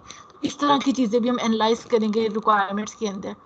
और फिर ये सब चीज़ें भी रियलाइज़ करेंगे कि क्योंकि जो हमारा ड्राइवर्स वाला एंड यूजर्स हैं, वो जो हमारे वो इतना पढ़ा लिखा तबका नहीं है, तो मुझे आसान एप्लीकेशन बनानी कि उनको यूज़ करने में आसान हो, एक चीज़। दूसरी चीज़ मेरे माइंड में अभी अभी आ गई है कि क्योंकि वो हमारा लोअर टियर है तो उनके पास इतने हाई एंड फ़ोन्स नहीं होंगे, तो ये मैंने जी नॉन परफॉर्मेंस टेस्टिंग के अंदर आता है, तो ये भी मैंने शुरू में ही बता दिया कि एप्लीकेशन इतनी ज़्यादा हैवी नहीं होनी चाहिए कि वो 600 MB ले तो उनके फ़ोन्स में तो जगह ना हो, वो बेचारे अफोर्ड ही ना कर सके इस एप्लीकेशन को। तो मेक श्योर कि एप्लीकेशन कम से कम स्पेस ले, आसान हो उनके लिए इस्तेमाल करना, ठीक है। या और भी फ़र्ज़ करें कोई टेक्निकल रिक्वायरमेंट थी, मैंने उनसे डिस्कस कर ली कि कैप्टन्स के लिए कितना इजी हो रजिस्ट्रेशन का प्रोसेस। तो रिक्वायरमेंट्स जो हमने लिख लिए ना, अब हम उनके ऊपर एनालाइज कर रहे हैं, सोच रहे हैं कि अच्छा और कितना इसको डिग डाउन कर सकते हैं और कितना इसको इम्प्रूव कर सकते हैं, ठीक है। एनालिसिस चल रहा है उसके ऊपर कि ये पॉसिबल है, कुछ इस मिस तो नहीं करे, हम फ्लो को बिल्कुल ठीक लेके जा रहे हैं, कोई एक आधा फ्लो मिस तो नहीं हो गया इसके अंदर, ठीक है। ये सब चीज़ें हैं। फिर बात आती है डिज़ाइनिंग की। अब जब डिज़ाइनिंग की आपके सामने बात आती तो आप समझते होंगे ये तो वो UI UX वाला डिज़ाइन, मैंने ग्राफिक डिज़ाइन बनाना है। ये वो डिज़ाइन भी होता है, लेकिन उसके साथ साथ आपका आर्किटेक्चरल डिज़ाइन भी होता है। आपका आर्किटेक्चर कैसे बन रहा है, मैंने अब कहा कि जी कैप्टन जो है आपका, उसका फॉर्म है, उस फॉर्म के अंदर क्या फील्ड्स हैं, ठीक है, वो डेटाबेस में कैसे सेव हो रही हैं, इंटीजर हैं, फ्लोट हैं, लॉन्ग इंट हैं, डिस्क्रिप्शन है, टेक्स्ट फॉर्म है, या आपका आर्किटेक्चर का बिहेवियर कैसे है, कितनी APIs लिखी जाएंगी, इस तरह से जो भी आपकी बैकएंड वाला स्ट्रक्चर होता है ना, उसको भी हम डिज़ाइन ही कर रहे थे कि बैकएंड का जो डिज़ाइन होता है वो भी डिसाइड कर लेते हो कितने टेबल्स बनेंगे, किस टेबल में क्या क्या डेटा स्टोर होगा, कितने टेबल्स, अब मुझे एक लोकेशन चाहिए, मुझे एक एंड यूज़र का डेटा चाहिए, किस किस टेबल से होकर मेरे पास डेटा आएगा, ठीक है। हम ये सब चीज़ें डिज़ाइनिंग में सोच रहे होते हैं, और इसके साथ साथ आपका फ्रंट एंड डिज़ाइन भी बन रहा होता है, जिसको हम वो जो मॉकअप्स कहते हैं या स्क्रीन्स कहते हैं, वो भी आपकी डिज़ाइन हो रही होती हैं कि जो आपने फ्लो बताया है, अब मैंने उसको डिज़ाइन में बना दिया है, अब देखें एंड टू एंड फ्लो आपका सही है। तो उसमें अंदर डिफरेंट टूल्स होते हैं, इसमें आपका Node.QA का बड़ा रोल होता है इसके अंदर, क्योंकि आपकी नज़र यूज़ करने वाली होती है, आप एज एंड यूज़र देख रहे होते हैं। तो हम XD के अंदर देखते हैं, वो उन्होंने प्रोटोटाइप्स बनाया होता है, आप देखते हैं कि इसको क्लिक करने पे स्क्रीन पे गया, इसको क्लिक करने पे ये गया, क्या एंड टू एंड फ्लो बिल्कुल ठीक चल रहा है एप्लीकेशन, कोई ऐसी चीज़ तो नहीं, कोई एक्स्ट्रा बटन तो नहीं, कोई एक्स्ट्रा लूप होल तो नहीं कि एक बटन पर आपने क्लिक कर दिया उसके आगे स्क्रीन ही नहीं है, ठीक है। तो ये सब चीज़ें आप देख रहे होते हैं, आप उसका फ़ोन भी देख रहे होते हैं, कलर स्कीम भी चेक कर रहे होते हैं, वो सब कुछ ठीक है, बहुत सी चीज़ें इसमें आप एक्सपर्ट चेक कर रहे होते हैं इसके अंदर, ठीक है। ओके, ये पार्ट हो गया। अब बात आती है फोर्थ पे, कोडिंग, जिसको हम डेवलपमेंट भी कहते हैं। अभी हम भूल जाएंगे, अभी टेस्टिंग किधर आ रही है, ठीक है। अभी हम डेवलपमेंट के अंदर आगे डेवलपर वाले डेवलपमेंट अपनी स्टार्ट करना शुरू कर देते हैं, ठीक है। और डेवलपमेंट स्टार्ट हो गई तो फिर हमारे पास नेक्स्ट स्टेज आता है टेस्टिंग का, ठीक है। टेस्टिंग के अंदर आ गया। अब टेस्टिंग में हम क्या करेंगे, टेस्टिंग में है हमने प्रोसेस पढ़ा है कि जी हमने सिस्टम टेस्टिंग करनी है या हमने फंक्शन टेस्टिंग करनी है, वो सारी टेस्टिंग परफॉर्म करेंगे, ठीक है। तो वो करेंगे इसके अंदर। हमने टेस्टिंग परफॉर्म कर दी, एवरीथिंग वाज फाइन, सब कुछ ठीक था, या बग फिक्स आए, हमने इसी स्टेज के अंदर रहते हुए सारा कुछ फिक्स वगैरह किए, एंड एवरीथिंग इज़ फाइन। हम एल्फा टेस्टिंग तक बिल्कुल पास हो गए, फिर हमने बीटा टेस्टिंग की, वो भी हम पास हो गए, और हमने सिस्टम को फाइनली रिलीज़ कर दिया एंड यूजर्स के लिए, कब सबके लिए पब्लिक के लिए रिलीज़ कर दिया। ओके, रिलीज़ हो गया। अब हमने देखा रिलीज़ हो गया, आपके पास ऐप स्टोर पे एप्लीकेशन आ गई है, ठीक है। अभी हम कोई भी एप्लीकेशन खोलें और अपग्रेड करना चाहें तो उसके ऊपर लिखा होता है कि न्यू रिलीज़ आ गई है। उस रिलीज़ में आप देखते हैं, नोट्स पढ़ें तो लिखा होता है this bugs has been fixed या दिस हैज़ बीन फिक्स, पहले ये नहीं हो रहा था, ये हो गया, ये फीचर्स आ गए, जैसे व्हाट्सएप पे नए इमोजीज आ गए, नए स्टिकर्स आ गए, ले हो गया, वो हो गया, ठीक है। तो उसकी मेंटेनेंस भी कर रहे होते हैं, वो कुछ चीज़ें होती है कि नए फीचर्स भी ऐड कर रहे होते हैं और कुछ मेंटेनेंस भी कर रहे होते हैं। मेंटेनेंस इन टर्म्स ऑफ आप कह सकते हैं कि मेरे पास लिस्ट ऑफ यूजर्स का डेटा आ रहा है, मैं एक एडमिन हूँ करीम पे, ठीक है। मेरे पास डेटा आ रहा है कि लाहौर के एरिया में इतने ज़्यादा मेरे पास कस्टमर्स हैं, अब वो लाखों में है वो डेटा, अब मेरे पास साइट जो लोड हो रही है वो इतना ज़्यादा टाइम ले रही है, तो मैं कहूँगी हम अब इस पर लोड टेस्टिंग नहीं करूँगी कि बहुत ज़्यादा टाइम ले रही है, तो मैं अपने डेवलपर से पूछूंगा कि ये बहुत ज़्यादा टाइम ले रही है और ये मेरे लिए बहुत पेनफुल है, इसको आप कम करो, कुछ करो इसके लिए। वो क्या करेगा, जब भी आपके पास डेटा लिस्ट में शो होता है तो वो डेटा आपको ना डिफरेंट टेबल से आ रहा होता है कि आपका एंड यूज़र की समझ लें पिक्चर किसी और जगह पे सेव होती है, उसकी जो नेम और ईमेल वो कहीं और सेव होता है, नंबर उसका कहीं और सेव होता है, और उन सब टेबल्स को इकट्ठा करके वो एक में डाल के मेरे पास डेटा शो करता है। तो मैं कहती नहीं ये इतने ज़्यादा से वो जो मेरी क्यूरी रन होती है वो इतना ज़्यादा टेबल से ढूंढ कर लेकर डेटा लेकर आती है, तो तभी वो इतना स्लो मेरे पास आता है। तो प्लीज़ आप इसको ऑप्टिमाइज़ करें, ठीक है, ताकि मेरे पास जल्दी से डेटा लोड हो। आप एक ही टेबल में स्टोर करें, जो भी करना है उसको ऑप्टिमाइज़ करें। तो वो क्या करते हैं, अपनी क्यूरीज को ऑप्टिमाइज़ करते हैं कि आपके पास जो डेटा लाने वाला प्रोसेस है ना वो जल्दी हो, ठीक है। तो इस तरह की मेंटेनेंस होती है, और भी कुछ भी आपकी बैकएंड की मेंटेनेंस हो सकती है, कुछ भी मेंटेनेंस के अंदर हो सकता है जो आपकी करंट चीज़ को बेहतर बना रही है किसी भी तरीके से, ठीक है, तो वो आपकी मेंटेनेंस में आती है। जो SDLC है ना वो आपका बड़ा हैट होता है, ठीक है। इसका जो सब पार्ट होता है वो SDLC और इसमें सॉफ्टवेयर टेस्टिंग लाइफ साइकिल होती है, ठीक है। ये तो हमने बना कि एक प्रोडक्ट बनता कैसे है, तो वो 6 स्टेजेस के ऊपर एक प्रोडक्ट बनता है आपका।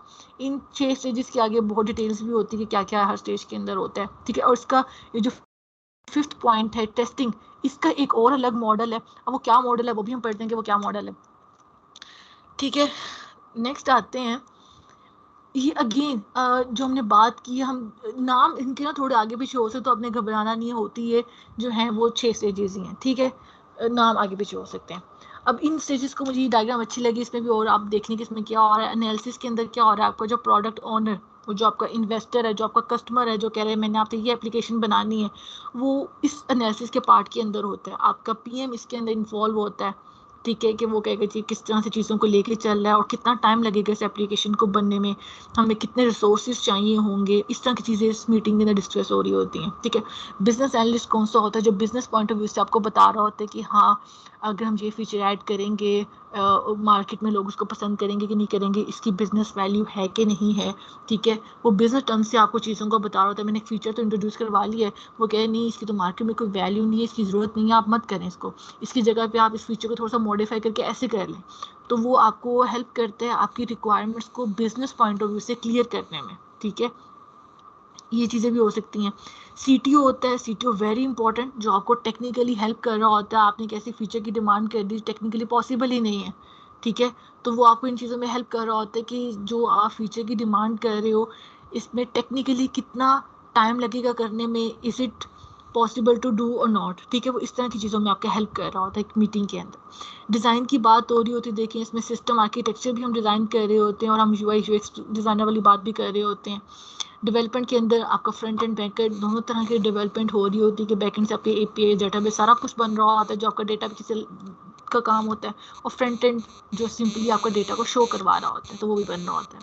टेस्टिंग की बात आ जाए तो फिर अगेन हम सोल्यूशन आर्किटेक्चर की बात करते हैं, हम क्या क्या काम कर रहे हैं, किस तरह से कर रहे हैं, कौन सी अप्रोच को लेके चलना है। इस पर QA इंजीनियर्स इन्वॉल्व होते हैं, आपके QA का टीम लीड इन्वॉल्व होता है कि हम किस तरह की टेस्टिंग अप्रोच को यूज़ करेंगे, हमारी टेस्टिंग स्ट्रेटजी क्या होगी वगैरह वगैरह।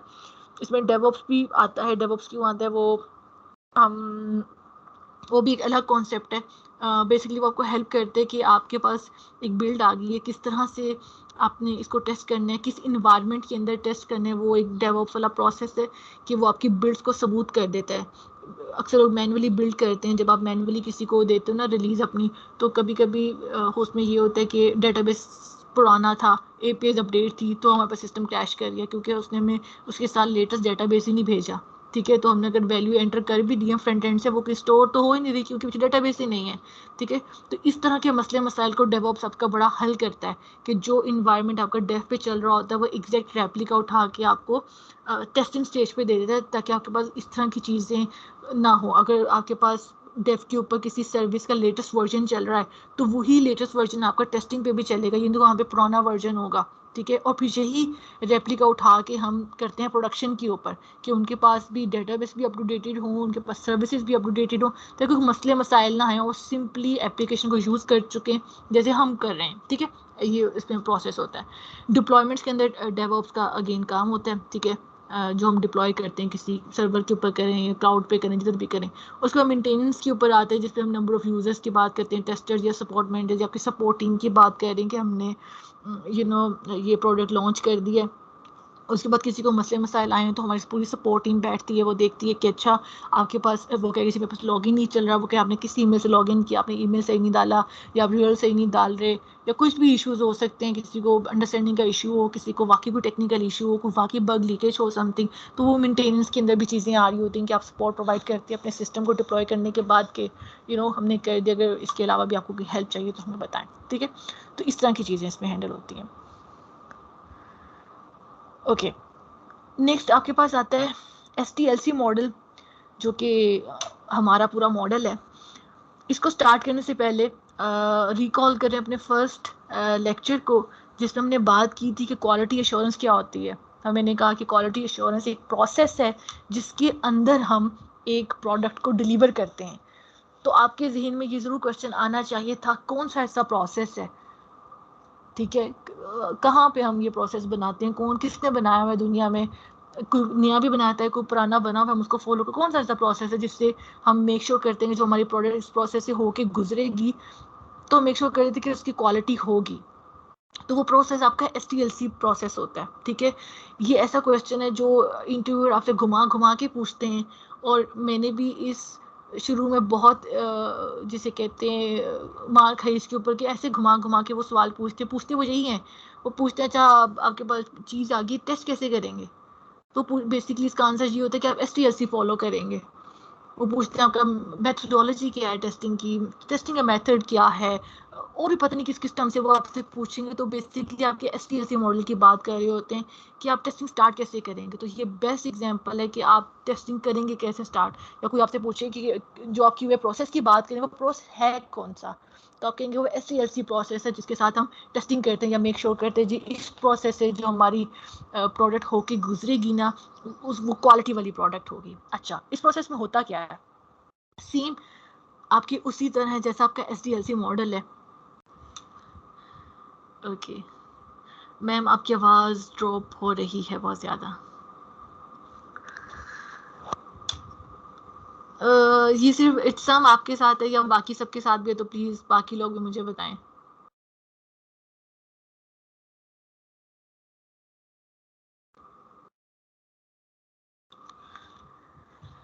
क्लियर है, सेम है, आवाज़ सही आ रही है, मुझे तो सही आ रही है। अच्छा, आई थिंक जिसको नहीं सही क्लियर आ रही होगी, I think they have issues with their internet. एक दफ़ा आप रिकनेक्ट कर लें इंतज़ाम।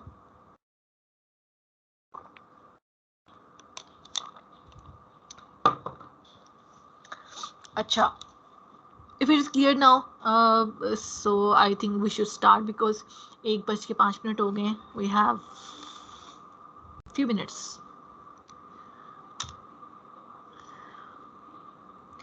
मैम ये जितनी भी नॉन फिनिश टेस्टिंग है ये हम किसी टूल से करेंगे? जी करेंगे, बट अभी हम वो इस लेक्चर का पार्ट नहीं है। I will tell you later, जब हम टूल्स के ऊपर आएंगे तो कौन कौन से टूल्स किसके लिए यूज़ होते हैं हम बिल्कुल बताएंगे इसके ऊपर।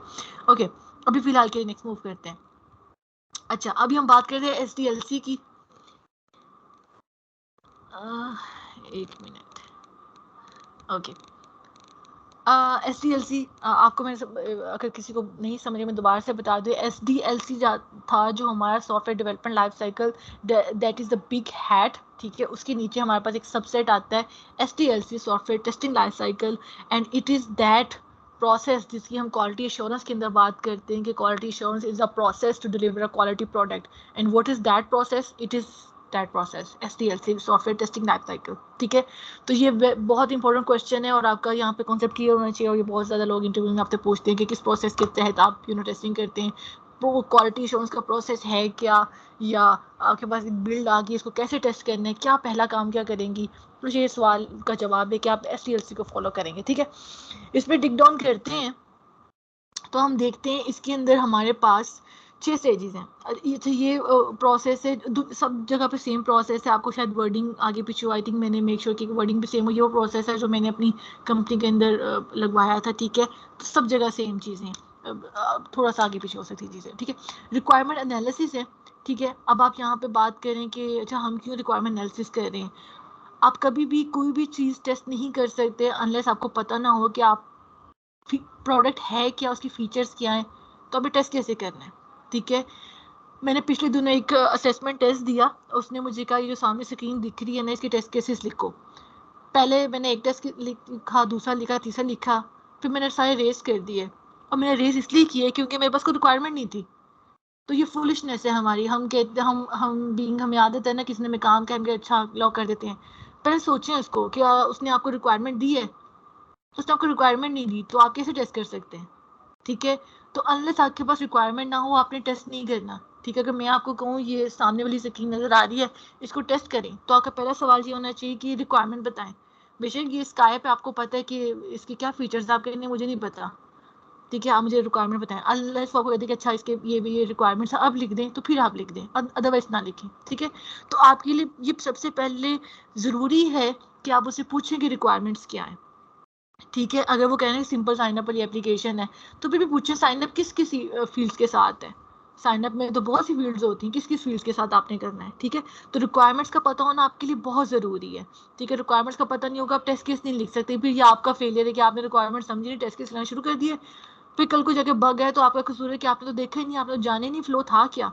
ठीक है, तो रिक्वायरमेंट एनालिसिस के अंदर क्यूए का बड़ा पार्ट होता है। जब स्प्रिंट प्लानिंग्स होती हैं या हमारी प्रोडक्ट की जो मीटिंग्स होती हैं जिसमें हम 3 to 4 मंथ्स की प्लानिंग करते हैं, तो क्यूए का भी उसमें रोल होता है। चाहे तो पूरी क्यूए टीम इन्वॉल्व हो जाए, लेकिन ज़्यादातर लोग टीम लीड्स को इन्वॉल्व करते कि वो आपके एंड पे क्वेश्चन खुद ही क्लियर कर लेते हैं कि अच्छा एंड टू एंड फ्लो क्या है, क्या रिक्वायरमेंट्स है, अब क्या होगा, इस स्टेप पे क्या होगा, इस स्टेप पे क्या होगा, अगर ये नहीं होगा तो फिर क्या होगा। ठीक है, इस तरह की चीज़ें। अब मैंने आपको एक इन्विटेशन लिंक दिया है, मैंने उसके ऊपर कोई एक्सपायरी नहीं लगाई, आप कितनी दफ़ा उस इनविटेशन लिंक को खोल के अपने आप को इनवाइट करते रहोगे? That's the question. ठीक है, उस लिंक को एक्सपायर हो जाना चाहिए। कब होना चाहिए? 7 घंटे बाद, 1 घंटे बाद। एक लिंक से एक ही बंदा इनवाइट हो सकता है और हर दफ़ा इनविटेशन लिंक यूनिक होना चाहिए। ठीक है, इस तरह के सवाल आपके माइंड में होने चाहिए। ठीक है, ओके, ये हमने रिक्वायरमेंट्स को क्लियर कर लिया कि हम जो प्रोडक्ट है क्या बनाने जा रहे हैं। नेक्स्ट स्टेप आ रहा है कि अच्छा हमने डिसाइड कर लिया कि हम प्रोडक्ट बनाने जा रहे हैं, अब किस तरह की उसके ऊपर टेस्टिंग हमने परफॉर्म करनी है। इसमें भी दो चीज़ें होती है, एक होती है आपकी टेस्ट प्लानिंग होती है, एक होती है टेस्ट स्ट्रेटजी होती है। आई थिंक हमारे नेक्स्ट लेक्चर में हम दोनों को डिटेल में पढ़ेंगे कि दोनों में फ़र्क क्या होता है। टेस्ट स्ट्रेटजी बेसिकली आपकी ऑर्गेनाइजेशन लेवल पे एक डॉक्यूमेंट होता है कि हम ऑर्गेनाइजेशन एज ऑर्गेनाइजेशन किस तरह की टेस्टिंग करते हैं, और टेस्ट प्लानिंग आपकी प्रोडक्ट बेस्ड होती है कि इस प्रोडक्ट के ऊपर हम कौन सी टेस्टिंग परफॉर्म कर रहे हैं। ठीक है, तो हम टेस्ट प्लानिंग कर रहे होते हैं। प्लानिंग में हम क्या कर रहे होते हैं, मेरे पास 7 मेंबर्स की क्यूए टीम है, मैं कहती हूँ कि अच्छा हमारी जो एप्लीकेशन उसका वेब व्यू भी है, उसकी एप्लीकेशन भी है, तो I will allocate 3 resources on the mobile and 2 resources on the web. ठीक है, अच्छा अब हम कह रहे हैं जी अच्छा ओके वो तो बैकएंड भी है, फिर कहोंगे अच्छा 2 रिसोर्सेज को एपीआई टेस्टिंग पे लगा दें। ओके, ये हो गया। फिर हम कहेंगे जी इसका जब फर्स्ट वर्जन निकलेगा और फर्स्ट वर्जन के अंदर चीज़ें इस हद तक स्टेबल हो जाएंगी, then we will do the automation testing. ये मेरा फ्यूचर प्लान्स में आ गया। ठीक है, परफॉर्मेंस टेस्टिंग करनी है, हम कहेंगे जी अच्छा जब ये सारी फंक्शनल रिक्वायरमेंट्स मीट हो जाएंगी और सारी एंड टू एंड फ्लो इसका ठीक हो जाएगा, अल्फा टेस्टिंग में हम पहुंच जाएंगे, फिर हम ना परफॉर्मेंस टेस्टिंग करेंगे। और परफॉर्मेंस टेस्टिंग हमेशा इन पर ही होती है फंक्शन टेस्टिंग के बाद की, जब आपकी सारी फंक्शनल रिक्वायरमेंट्स मीट हो जाती हैं, फिर हम मूव करते हैं कि अब non performance sorry performance testing कर लें। लोअर स्ट्रेस, यूजेबिलिटी, इंस्टॉलेशन, ये सब चीज़ें ना एंड पे टेस्ट होती हैं। तो मैंने ये भी प्लान बना लिया कि हम ये करेंगे। ठीक है, तो इस तरह की प्लानिंग में आपका जो भी आपने करना है ना, तो आप प्लानिंग के अंदर डिस्कस कर लेते हैं कितने रिसोर्सेज लगेंगे, क्या ऑब्जेक्टिव होगा, क्या करना है क्या नहीं करना, वो सब ये सब डिसाइड हो गया। देन हम आते हैं टेस्ट केस डेवलपमेंट के अंदर। टेस्ट केस बनाने हैं, अब टेस्ट केस किससे देख के बनाने हैं? डेफिनेटली आपने टेस्ट केस देख के बनाने हैं रिक्वायरमेंट्स को। वो जो रिक्वायरमेंट एनालिसिस में जो कुछ आपने पढ़ा है और जो एसआरएस आपके पास आया है, आपने उसको सामने रखना है, रिक्वायरमेंट्स को अपनी को क्लियर करना है, फिर ही टेस्ट केस बनाने हैं आपने। ठीक है, उसके बगैर आप टेस्ट केस बना नहीं सकते। ठीक है, लेट्स सपोज आपने टेस्ट केस बना लिए, अब बात आ जाती है क्योंकि हम टेस्टिंग करने लगे हैं, तो उससे पहले टेस्टिंग करनी कहाँ पे है? ठीक है, डेफिनेटली आप अपने डेवलपर इन्वायरमेंट के या उनके लोकल इन्वायरमेंट पे तो टेस्ट नहीं करेंगे, आपको एक सेपरेट इन्वायरमेंट दिया जाएगा जिसे लोग स्टेजिंग इन्वायरमेंट भी कहते हैं, कुछ टेस्टिंग इन्वायरमेंट कहते हैं, कोई लोग क्यूए इंस्टेंस कहते हैं, क्यू इन्वायरमेंट कहते हैं। जो भी आपका इन्वायरमेंट होगा ना, आपने उसको रेडी करवाने की, हम जो भी टेस्टिंग करेंगे अपने टेस्टिंग इन्वायरमेंट के ऊपर करेंगे, डेवलपर वाले इन्वायरमेंट के ऊपर नहीं करेंगे। तो आपने अपने डेवऑप्स वाले को या आपका जो भी प्रोसेस होगा उसको कहने जी मेरा ये इन्वायरमेंट होगा टेस्टिंग का, तो मुझे जब भी कोई रिलीज आए, जब भी कोई बिल्ड आए सॉरी डेवलपर की तरफ से, तो मुझे इस इंस्टेंस के ऊपर डिप्लॉय करवा देना क्योंकि मैं इसके ऊपर टेस्ट करूंगी। ओके, ये हो गया। आपने इन्वायरमेंट अपना सेटअप करा लिया, या आपने अगर ऑटोमेशन टेस्टिंग करनी है तो आपने उसके लिए भी अपना सिस्टम रेडी कर लिया। अगर आपने जे मीटर वाली टेस्टिंग करनी है, परफॉर्मेंस टेस्टिंग करनी है, तो आपने वो भी सिस्टम अपने सारा रेडी करवा लिया, इंस्टॉलेशन करवा के रख ली, अपनी स्क्रिप्ट शिप रेडी करके रख ली। ये सब हम जो भी इन्वायरमेंट से जो भी चीज़ें होती है वो हम रेडी कर लेते हैं इसके अंदर, ठीक है। सॉरी। फिर बात आती है कि आपने रेडी भी करवा लिया इंस्टेंस, आपने टेस्ट केस लिख भी लिए। Okay, what is the next step? Next step है कि जो आपने टेस्ट केस लिख ली है, अब आपने उसको एग्जीक्यूट करना है। आपने टेस्ट केस कैसे एग्जीक्यूट करने हैं? आपने बेसिकली टेस्टिंग करनी है, ठीक है। तो आपकी यहाँ पे टेस्टिंग स्टार्ट हो गई। आप यहाँ पे परफॉर्म करोगे smoke testing, sanity testing, regression testing, री टेस्टिंग, ठीक है। जो आपने टेस्ट केस बनाएंगे वो सारे के सारे यहाँ पे रन हो रहे होंगे, ठीक है। यहाँ पे आपने सारे रन कर लिए, ठीक है। और रन करने के बाद आपने देखा जी अच्छा बग्स आए हैं, बग रिपोर्ट कर दिए। बग रिपोर्ट करने के बाद वापस आपने रीटेस्टिंग की, ठीक है। वो हो गया, सब कुछ फाइनल हो गया। और फिर आपके पास आ जाती है टेस्ट क्लोजर रिपोर्ट, ठीक है। क्लोजर रिपोर्ट आपको क्या दिखा दी? अगर हम एक स्प्रिंट की बात करें, उसको हम आगे भी देखेंगे एजाइल और स्क्रम वगैरह क्या होते हैं। अगर हम एक स्प्रिंट की बात करें, जिन लोगों को आइडिया है, या हम एक वैसे साइकिल की बात करें, मेरे पास एक मॉड्यूल आया था, मैं कह रही हूँ एक मॉड्यूल आपके पास आया, आपने टेस्ट रन किया, मुझे ज़रा रिपोर्ट दिखाएं, ठीक है। It is for the management. आप रिपोर्ट दिखाते हैं, आप कहते हैं जी मैंने 200 टेस्ट केस लिखे थे, जिसमें से let's take a few minutes break.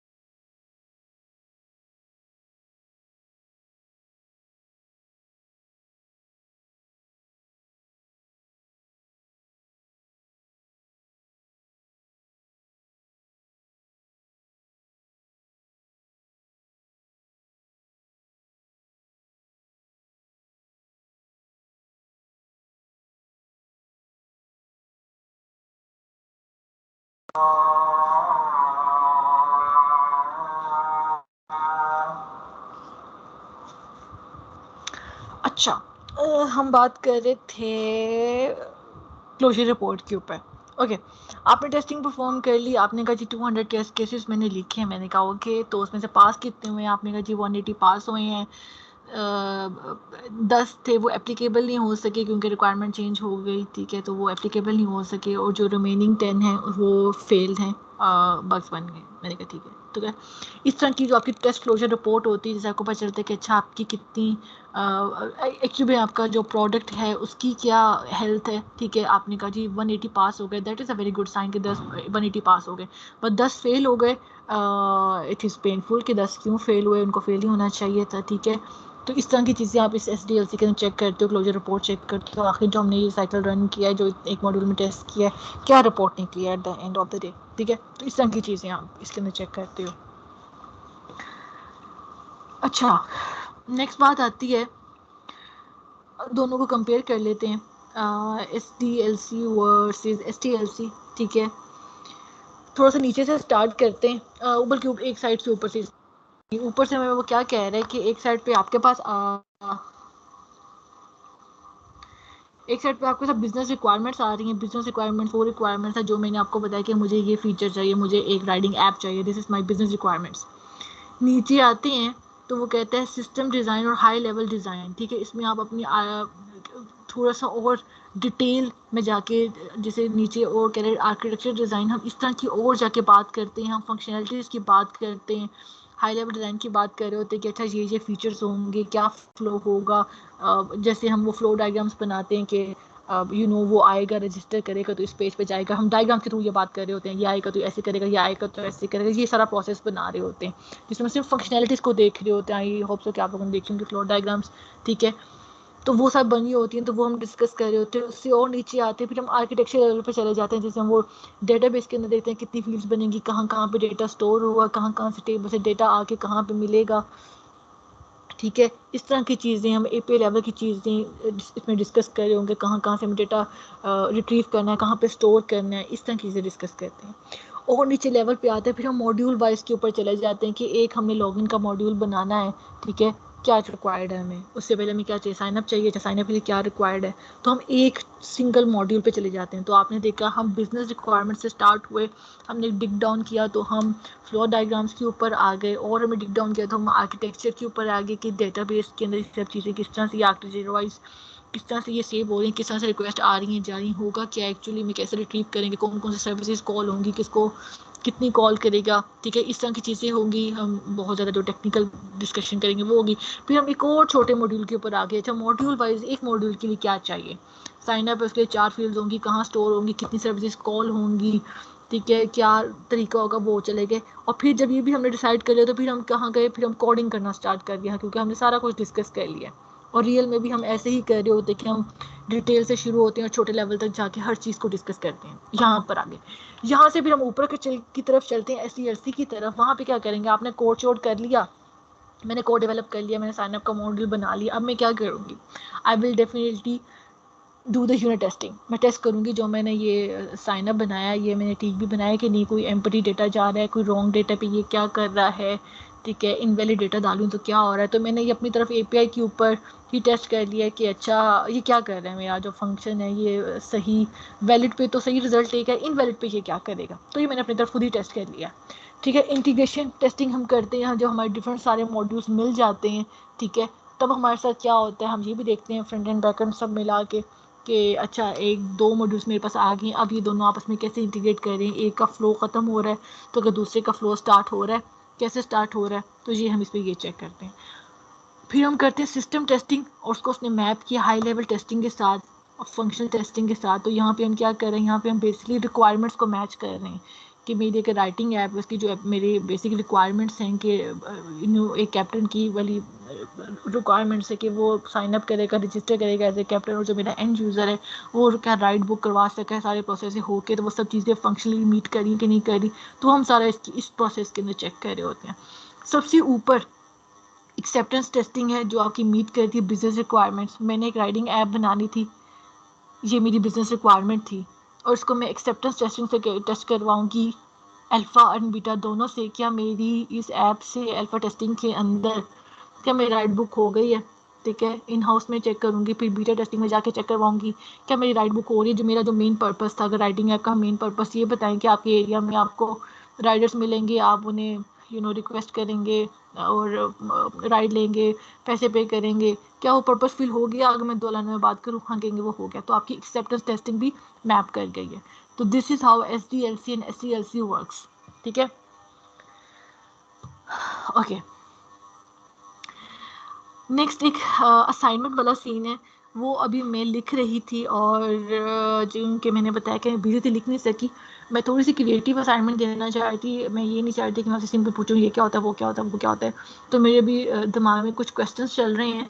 तो इस कॉल के बाद आई जस्ट नीड 15 मिनट्स, तो मैं इसमें असाइनमेंट डाल के ना आप लोगों के साथ शेयर कर दूंगी, ठीक है। और हमारे पास टाइम भी पूरा हो चुका है, इट्स 1:21 नाउ, हमारे पास थोड़ा सा मिनट है। किसी का क्वेश्चन है तो please, so we can wrap up. Maximus, हाँ जी। अस्सलाम वालेकुम मैम। मैम हम मेरा ना कॉन्टोर में टेक्निकल टेस्ट है मंडे को, तो उससे रिलेटेड कोई हेल्प या कोई मटेरियल अगर कोई सजेस्ट करना चाहें जिसे प्रिपेयर कर सकूं। श्योर।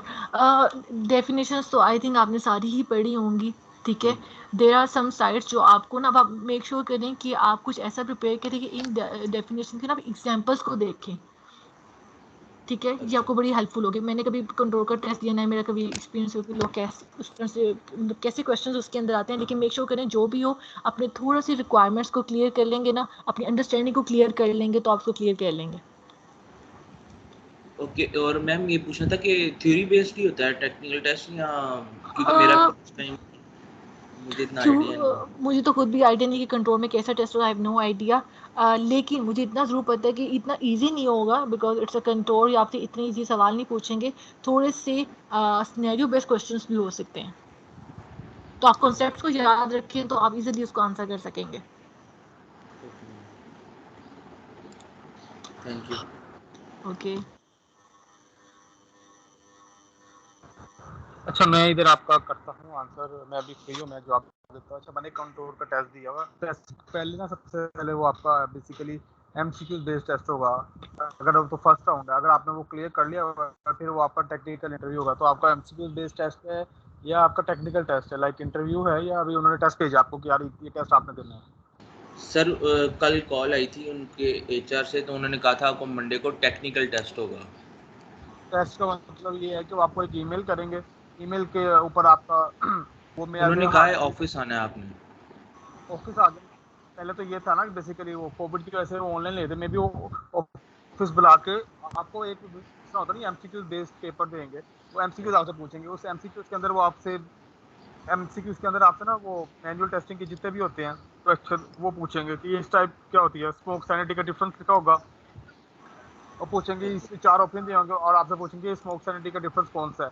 इसी तरह आपसे वो टेक्निकल टेस्ट के अंदर ये एमसीक्यूज वगैरह पूछेंगे, साथ आपसे वो ऊप के कॉन्सेप्ट से पूछेंगे, कोडिंग के, लाइक के फोर पिलर्स क्या होती हैं ऊप के, या फिर आपकी इंकैप्सुलेशन क्या होती है, ये चीज़ें पूछेंगे। तो आप मेक श्योर करिएगा आप सारी डेफिनेशन अच्छे से करके जाए, और साथ आप डिफरेंसेस आपको पता हो। जैसे कि हमने अभी 3rd लेक्चर है, तो पहले 2 लेक्चर में आपको फंक्शनल की सारी टाइप्स आपको बताई थी, तो उनके डिफरेंस आपको पता हो कि स्मोक सैनिटी में क्या डिफरेंस होता है, रिग्रेशन हीट टेस्टिंग में क्या फ़र्क होता है। उन्होंने सबसे बेसिकली आपसे पूछा है, ये एमसीक्यू बेस्ड टेस्ट होगा, बीच में शायद वो फिल इन द ब्लैंक भी लोगों पर फोकस आपके वो कॉन्सेप्ट्स पे करेंगे।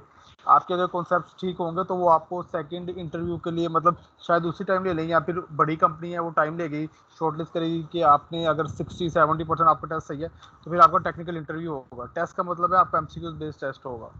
तो एमसीक्यूज में ये सारे चीज़ें पूछेंगे, आपने क्यूए की सारी चीज़ें प्रिपेयर कर लेनी है। जो हमारे 2 लेक्चर है उनको अच्छे से सुन लें। उसके अलावा आपको मैं वेबसाइट बता दूँ, गुरु 99, ठीक है, वहाँ से अच्छी तैयारी कर ले।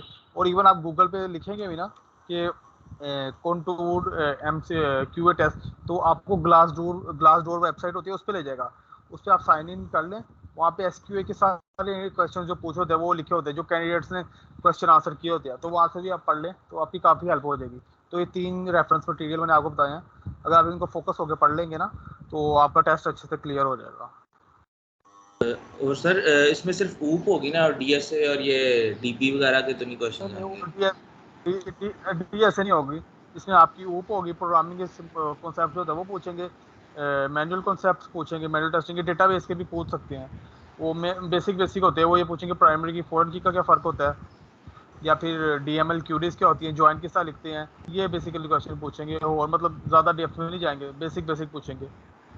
Okay, thank you sir. ठीक है, अच्छा नेक्स्ट, वेलकम। नेक्स्ट क्वेश्चन जिसका है वो पूछ ले, मुझे तो नाम ही नहीं शो हो रहे। जिसका नेक्स्ट क्वेश्चन है, हैंड रेज कर लो यार जिसका नेक्स्ट क्वेश्चन है। ये चैट में लिखे हुए हैं चैट इंटीग्रेशन टेस्टिंग। हाँ पढ़े यहाँ पढ़े। चैट में एक 22 से क्वेश्चन आ रहे हैं, difference between bug and issue. मेरा कल इंटरव्यू था, वहाँ उन्होंने पूछा था। अच्छा यार ये बग एंड इशू का ना हमारा एक सेपरेट प्रॉपर सेशन है, आई गेस 6th या 7th है, ऐसे ही है ना आमना? तो उसके अंदर हम आपको सारा डिटेल में, अगर आप डिफरेंस कहेंगे ना तो आपको नेट से भी मिल जाएगा। इसमें सिंपल डिफरेंस है, पर जब हम आपको 6 या 7 नेक्स्ट वीक वो लेक्चर, उसके अंदर हम आपको बग, इशू, एरर, मिस्टेक, 4-5 किस्म के टाइप है, वो सारा कुछ आपको एग्जांपल के साथ पढ़ाएंगे, ठीक है। अच्छा नेक्स्ट है मैंने टेक्निकल टेस्ट है, वो टेस्ट केसेस हो एनी सॉफ्टवेयर जो आपने सीवी लिखा है उसका करवाएंगे। अच्छा सो टेस्ट केसेस का हमारा कल सेशन है, ऑब्वियसली आपका टेस्ट मंडे को होगा, तो कल टेस्ट केसेस के ऊपर डिटेल में हम डिस्कस करेंगे, तो लाजमी आप अटेंड कीजिएगा, ठीक है। Please tell me difference between integration testing and system testing. System testing और इंटीग्रेशन टेस्टिंग का डिफरेंस बता दें। अच्छा इंटीग्रेशन में जैसे मैंने आपको कहा यूनिट टेस्टिंग होती है, हमें सिंपल एक एक मॉड्यूल को टेस्ट करते हैं। इंटीग्रेशन में दोनों कंबाइंड मॉड्यूल्स को टेस्ट करते हैं, ठीक है, एक ये मॉड्यूल एक ये मॉड्यूल। और जो सिस्टम टेस्टिंग होती है उसमें हम कंप्लीट बिल्ड को टेस्ट कर रहे होते हैं, हम दो या सारे मॉड्यूल्स को आपस में कंपेयर नहीं करते, पूरी बिल्ड को टेस्ट कर रहे होते हैं in terms of function and non function, कि ये ठीक काम करिए कि नहीं करिए। तो ये इतना डिफरेंस है। अच्छा आप अगर जब भी कोई डेफिनेशन या आपसे क्वेश्चन पूछे ना, आप उसके वर्ड्स पे गौर किया करें सब। देखिए इंटीग्रेशन टेस्टिंग लिखा हुआ है, जब आप इसको फोकस करेंगे, इंटीग्रेट का मतलब क्या होता है, अगर आप इसको देखिए इंटीग्रेट का मतलब होता है दो या दो से ज़्यादा चीज़ों को मिलाना। इंटीग्रेट का मतलब होता है कंबाइन करना। आप देखिए जैसे एक मॉड्यूल है ए और एक मॉड्यूल है बी, अब आप ए और बी को कंबाइन कर देंगे ना तो एक मॉड्यूल बन जाएगा ए बी। तो जब एक मॉड्यूल को कंबाइन कर दिया तो आपने उसको इंटीग्रेट कर दिया। तो आप दो मॉड्यूल्स को कंबाइन करके, जितने मॉड्यूल तक कंबाइन करके उसको टेस्ट करें ना, तो वो बेसिकली इंटीग्रेशन टेस्टिंग हो जाएगी। और जो सिस्टम टेस्टिंग है ना, बेसिकली आप देखिए सिस्टम क्या होता है, सिस्टम एज अ होल होता है कि भाई आपके सिस्टम में 3 या 4 मॉड्यूल्स हैं, जितने भी मॉड्यूल्स हैं वो सारे इंटीग्रेट हो गए, कंबाइन हो गए हुए हैं, उसकी टेस्टिंग हो गई है, वो एक प्रॉपर सिस्टम बन गया। तो अब आप एक प्रॉपर सिस्टम की टेस्टिंग कर रहे हैं जिसके अंदर आप हर चीज़ टेस्ट करेंगे, ठीक है। तो जब आप प्रॉपर सिस्टम की टेस्टिंग करते हैं उसके अंदर आप मेक श्योर करते हैं जितने भी मॉड्यूल्स है वो सारे कंबाइन हो गए हैं। रियल लाइफ एग्जांपल अगर हम ले लें, उसमें आप देख लें कि हमारे पास जैसे फेसबुक का है, फेसबुक के अंदर कितने ज़्यादा मॉड्यूल्स हैं। आप देख लें एक ग्रुप का मॉड्यूल होता है कि आप ग्रुप्स बना सकते हैं, फिर आप पेजेस का मॉड्यूल होता है, फिर इसी तरह आपके डिफरेंट मॉड्यूल होते हैं, लाइक आप पेजेस बनाए हैं या आपने वो बनाए, फिर आप लाइव आने का मॉड्यूल है। तो एक दफ़ा जब सारे मॉड्यूल कंबाइन हो गए तो फिर आप ये नहीं आपसे कहेंगे कि भाई फेसबुक की आप इंटीग्रेशन टेस्टिंग करें, इसमें हम कहेंगे फेसबुक की सिस्टम टेस्टिंग करें, जिसमें आप सारी चीज़ें फोकस करके टेस्ट करेंगे कि भाई इसका ये फीचर भी टेस्ट करना है, ये फीचर भी टेस्ट करना है, ये फीचर भी टेस्ट करना है। आई होप सो अब आपको इसका डिफरेंस क्लियर हो गया कि इंटीग्रेशन और सिस्टम टेस्टिंग का डिफरेंस, ठीक है। अच्छा लास्ट सवाल है, मेरा टेक्निकल टेस्ट है मंडे को, उसका भी गाइड कर दें। API testing database level perform करते हैं। अच्छा बेसिकली एपीआई टेस्टिंग और डेटाबेस टेस्टिंग बेसिकली हमारे नेक्स्ट कोर्स हैं। पर अगर मैं आपको बेसिक बड़ा व्यू में बता दूं तो डेटाबेस टेस्टिंग के अंदर ना हमेशा इंटरव्यू क्वेश्चन आपसे डीएमएल क्यूरीज का पूछेगा कि डीएमएल क्यूरीज क्या होती हैं। बेसिकली इसके अंदर 4 क्यूरीज होती हैं, इंसर्ट, अपडेट, सेलेक्ट और डिलीट। तो आपको ये लिखनी आनी चाहिए। आप ऑनलाइन वेबसाइट होती है वहाँ पे प्रैक्टिस कर लें। इसके अलावा आपको ज्वाइंस लिखना आने चाहिए, कितने टाइप्स की ज्वाइन होते हैं, inner, outer, left, right, self join, cross, ये होते हैं, ये आप पढ़ लें। और आपसे कीज़ के बारे में पूछा जाएगा कि कीज़ क्या होती हैं, प्राइमरी की, फॉरेन की, यूनिक की, इनका डिफरेंस पूछेंगे। तो ये बड़ा व्यू है, ये मतलब पूछेंगे। जब हम ये कोर्स करेंगे तो इन डिटेल आपको इसके साथ प्रैक्टिस भी करवाएंगे। मतलब सॉफ्टवेयर आपको कोई बता देंगे यार हम एसक्यूएल सर्वर यूज़ करें, माई एसक्यूएल कौन सा, वो आपको बता देंगे, वो इंस्टॉल करने का तरीका भी सिखा देंगे। और फिर जब एपीआई टेस्टिंग का आएगा तो वो भी सिखा देंगे। एपीआई टेस्टिंग का बड़ा व्यू है कि एपीआई टेस्टिंग क्या होती है, किस तरह करते हैं। तो एपीआई टेस्टिंग बेसिकली आपकी होती है, पोस्टमैन टूल होता है उसके थ्रू होती है, ठीक हो गया। अब टूल पे किस तरह होते हैं, किस टाइप की एपीआई होती हैं, किस तरह हम टेस्ट करते हैं, किस तरह के मेथड होते हैं, तो ये सारा जो होता है। 2 तरह की एपीआई होती है, रेस्टफुल एपीआई और सोप एपीआई होती हैं। और मेथड आपके आप देख लें, गेट, पुट, पोस्ट, डिलीट, ये सो ऑन इसके मेथड होते हैं। मतलब 17-18 मेथड हैं और 4 ज़्यादा यूज़ होते हैं, गेट, पुट, पोस्ट, डिलीट। इनका डिफरेंस आप नेट से पढ़ लें। और आप ये पढ़ लें कि एपीआई का रिस्पॉन्स क्या होता है, एपीआई के अंदर कोड्स क्या होते हैं, ठीक है, स्टेटस कोड होते हैं, वो पढ़ लें। तो ये चीज़ें बेसिक हैं, ये पूछेंगे, इस तरह कोई सवाल नहीं करेंगे, ठीक है। और अगर किसी का क्वेश्चन है तो पूछ ले, बेशक माइक ऑन करके पूछ ले या चैट पे लिख दे। अगर किसी का क्वेश्चन नहीं है तो भी सेशन एंड करते हैं। अच्छा, असाइनमेंट अभी आपको आमना 10 मिनट में 2 बजे तक आपको बता देंगे। सब मेक श्योर करें असाइनमेंट पढ़ लें। ये ग्रुप में भी बता देंगे, और व्हाट्सएप के ग्रुप में, स्काइप ग्रुप में भी नीचे ईमेल्स भी दे देंगे, तो लाजमी आपने वो पढ़ लेना है। अच्छा, लास्ट है performance testing. Again non functional testing में आता है, जैसे आज बताया हमने। नॉन फंक्शनल टेस्टिंग की बेसिकली जो परफॉर्मेंस टेस्टिंग होती है, स्पेसिफिकली हम किसी टूल के थ्रू करते हैं। मल्टीपल टूल्स होते हैं, हम इसके लिए जीएमीटर टूल यूज़ करेंगे। अगेन इसकी भी हम अलग कोर्स होगा, क्योंकि बेसिक चीज़ नहीं है, मतलब बेस एडवांस टेस्टिंग है कि आप परफॉर्मेंस टेस्टिंग करते हैं, टूल कैसे इंस्टॉल करना है, इसके ऊपर काम कैसे करना है, नंबर यूज़र, एक एप्लीकेशन है फेसबुक, उसके ऊपर लोड कैसे डालना है, 10 यूज़र से 100 यूज़र, 1000 यूज़र, वो सारा कुछ करना सिखाएंगे। पर वो नेक्स्ट के अंदर, बस ये एक बड़ा ही व्यू है इसके लिए भी।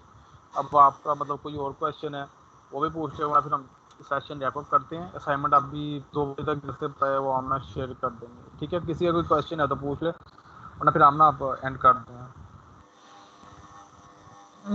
आई डोंट थिंक सो किसी और का कोई क्वेश्चन है।